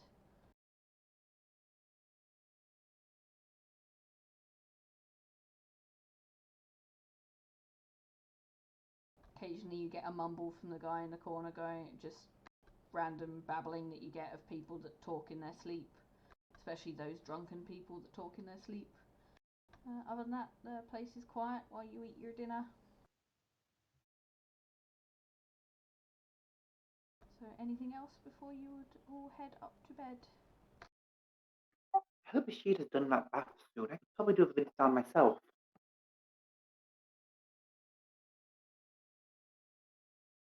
It has been about half an hour now, Ishida. Yeah, I mean, he's been cleansing himself of any spider webs, but then like he'll kind of wrap himself back up and come back in. I guess he'll come back in just as the chap and his mistress is walking out. And you will note the barkeep walks up to you just with a bowl with some broth and some bread and hands it to you and goes, honour of the lady. Lady bought it for you. English, Becca, English.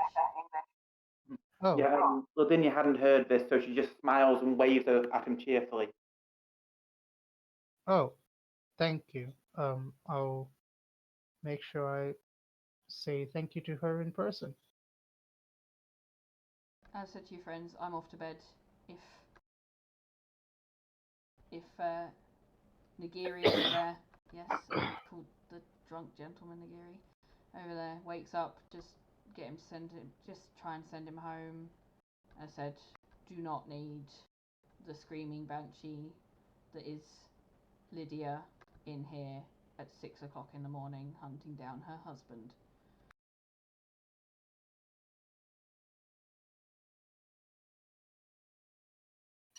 Is it safe for him to go home at this hour? He does not look like in control of all his faculties. He's like this every evening. He knows his way home when he's this drunk. Just kick him out if you have to. But only if he wakes up. If he doesn't wake up, leave him there to sleep.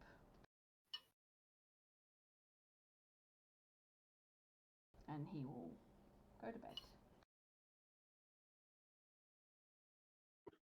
Okay, at this point, I finished eating, so Lavinia's going to go to the bath as well. Okay. What kind of bath is this? Is it like a large tub or? Yeah, so it's just sort of like a very large metal tub outside. Water's fairly cold. Not deep enough for swimming or anything. It's literally just sort of a bathing tub. There is a wooden fence around it, so it can't be seen into. How clean is the water? Fairly clean. Ashida wasn't that dirty. It's not sort of fresh because he's obviously been in it. There's a couple of spider webs in it, but other than that, it's fairly clean. Oh dear. I'm going to empty the tub out and then cast create water into it for the fresh bath. Okay, now it is completely fresh water. Can I control the temperature of the water, or just be Actually, can it be seawater? I will allow seawater, but you can't control the temperature of it unless you've got prestidigitation, and then you can warm it. Nope, seawater's absolutely fine. So the next person's gonna get a shock. Yeah, so you fill the tub with seawater, and you undress and get in. I assume you undress and get in. Yeah, and just undress, get in, and just soak for a good 15 minutes before heading off to bed. And what is everyone else doing before going to bed?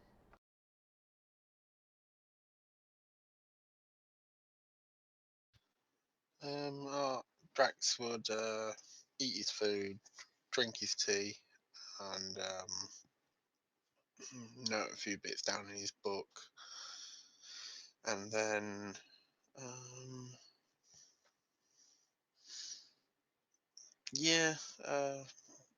because of not the reasons that all of you perverted-minded bastards will think, but he'll send his familiar off to go watch Ladinia.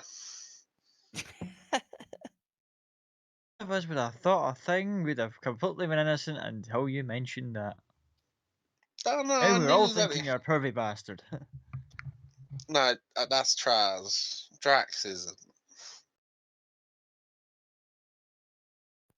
Once he finds out what an orgy is, he might. I'm sure Drax is You just pay very your curious do you about give a Titan gold physiology. point to your familiar every night just to like? Oh, someone got it straight on the head.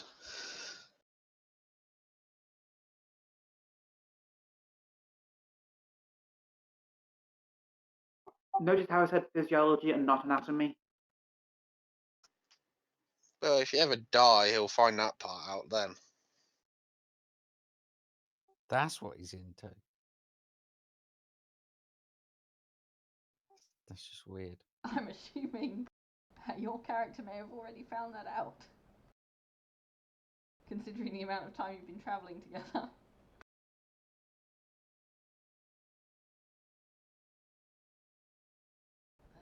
Yeah, so Draxus goes up to bed, leaving. I can't remember what you called. Nobody else knows that yet. True. Leaving your little familiar to watch the fish woman. She gets out of the bath, gets herself dressed again, goes up to bed, goes to sleep. Does your little familiar follow her? Depends on where Russell is as well at the time. What is Russell doing? Russell is still in the bar. He has reached into his pocket and pulled out some vaguely glowing red berries and is sitting on the bar, or sitting at the bar next to the drunk guy. Who is still asleep and just mumbling random words. Like fish. Cart. Just, he's having the weirdest dream. Yeah, he's just sitting there mumbling to himself in his sleep. You've got there, sitting there with your red berries. The familiar will probably fly over next to Russell, sit on the bar, and just sort of just sit there. If you start talking to it, it'll probably start communicating back to you.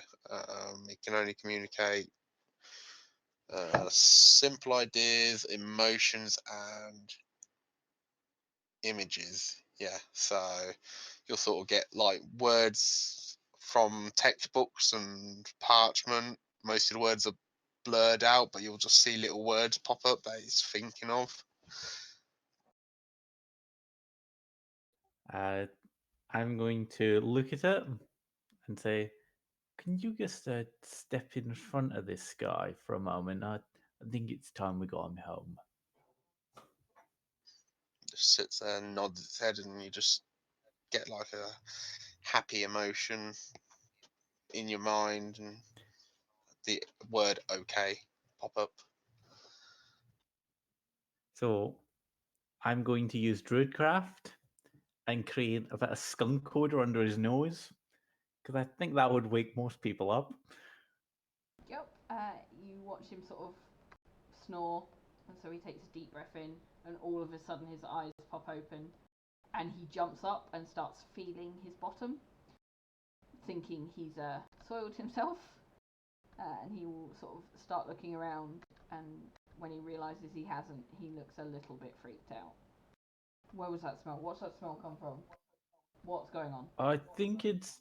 I can't smell it. I think it's time for you to go. Oh, mate, you look a bit knackered, really. Oh, no, not going home. Banshee woman at home. Nope. I mean, are you sure you're okay? I mean, you seem to react a bit strongly to that, and I didn't smell anything. I'll have the fire flare. Guess. He jumps, jumps away from the fire and goes, "What was that? What's going on?" By the time he looks back to me, he's looking back at a small blue spider sitting on the bar stool. That freaks him out in his drunken state to the point where he literally backs himself out the door and goes, "I'm going home. Something weird in this alcohol. Not sure I'm coming back." Could I say that Ishida was already in bed before this happened? Yeah, Because I'll if he allow that. saw that, he would start chucking stuff at the spider. I'll allow that. But yeah, so the drunk man's like, "Okay, going home. Potentially too much to drink. There's a blue spider and a purple dragon. I'm seeing things. Lydia can't be worse than this. Definitely going home." And he'll walk out the door. He just gets in his mind, bye. He starts bolting. He's bolting out the door and in the direction of his house. He will, for a while, be telling people of the strange experience of the blue spider, the purple dragon, and the words that just randomly appeared in his head. Then my familiar will fly over, push the door to, and like nudge the latch down on the door, and fly back over onto the counter. Thank you, my good friend. Now, if you'll excuse me, I'm going to bed. You just get like happy, joy, funny, all in your head, and it sort of hops onto your shoulder and comes up to the room with you, and then flies off and lands on my bed. I will reach into my bag, dump out a large bag of leaves onto the bed, and then just plonk myself face down onto it and completely pass out.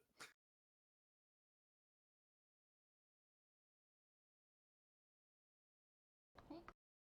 Is there anyone else with things to do before they go to bed? Iris will just sit in the tavern, just eyeing up that corner where the couple were, and just lost in thought for about an hour or two before just like silently going upstairs and going. Okay. And then Nico. I think I would have just sat at the far table where we were sitting before, and just watched the whole incident with the drunken man. Basically, just watching everybody, just kind of trying to gauge what everyone's about, keeping to myself, but watching everything. Okay. And then once everyone else has gone to bed, you go up to bed. Okay. So you all bed down, back in the bed you started in for the night. Inn's quiet, town's quiet, and I think that is where we will call it for the evening. As in real life, not just in game. Of course. going to turn the stream off. Night stream. Night stream. Night stream. Bye, stream. Ta-ta.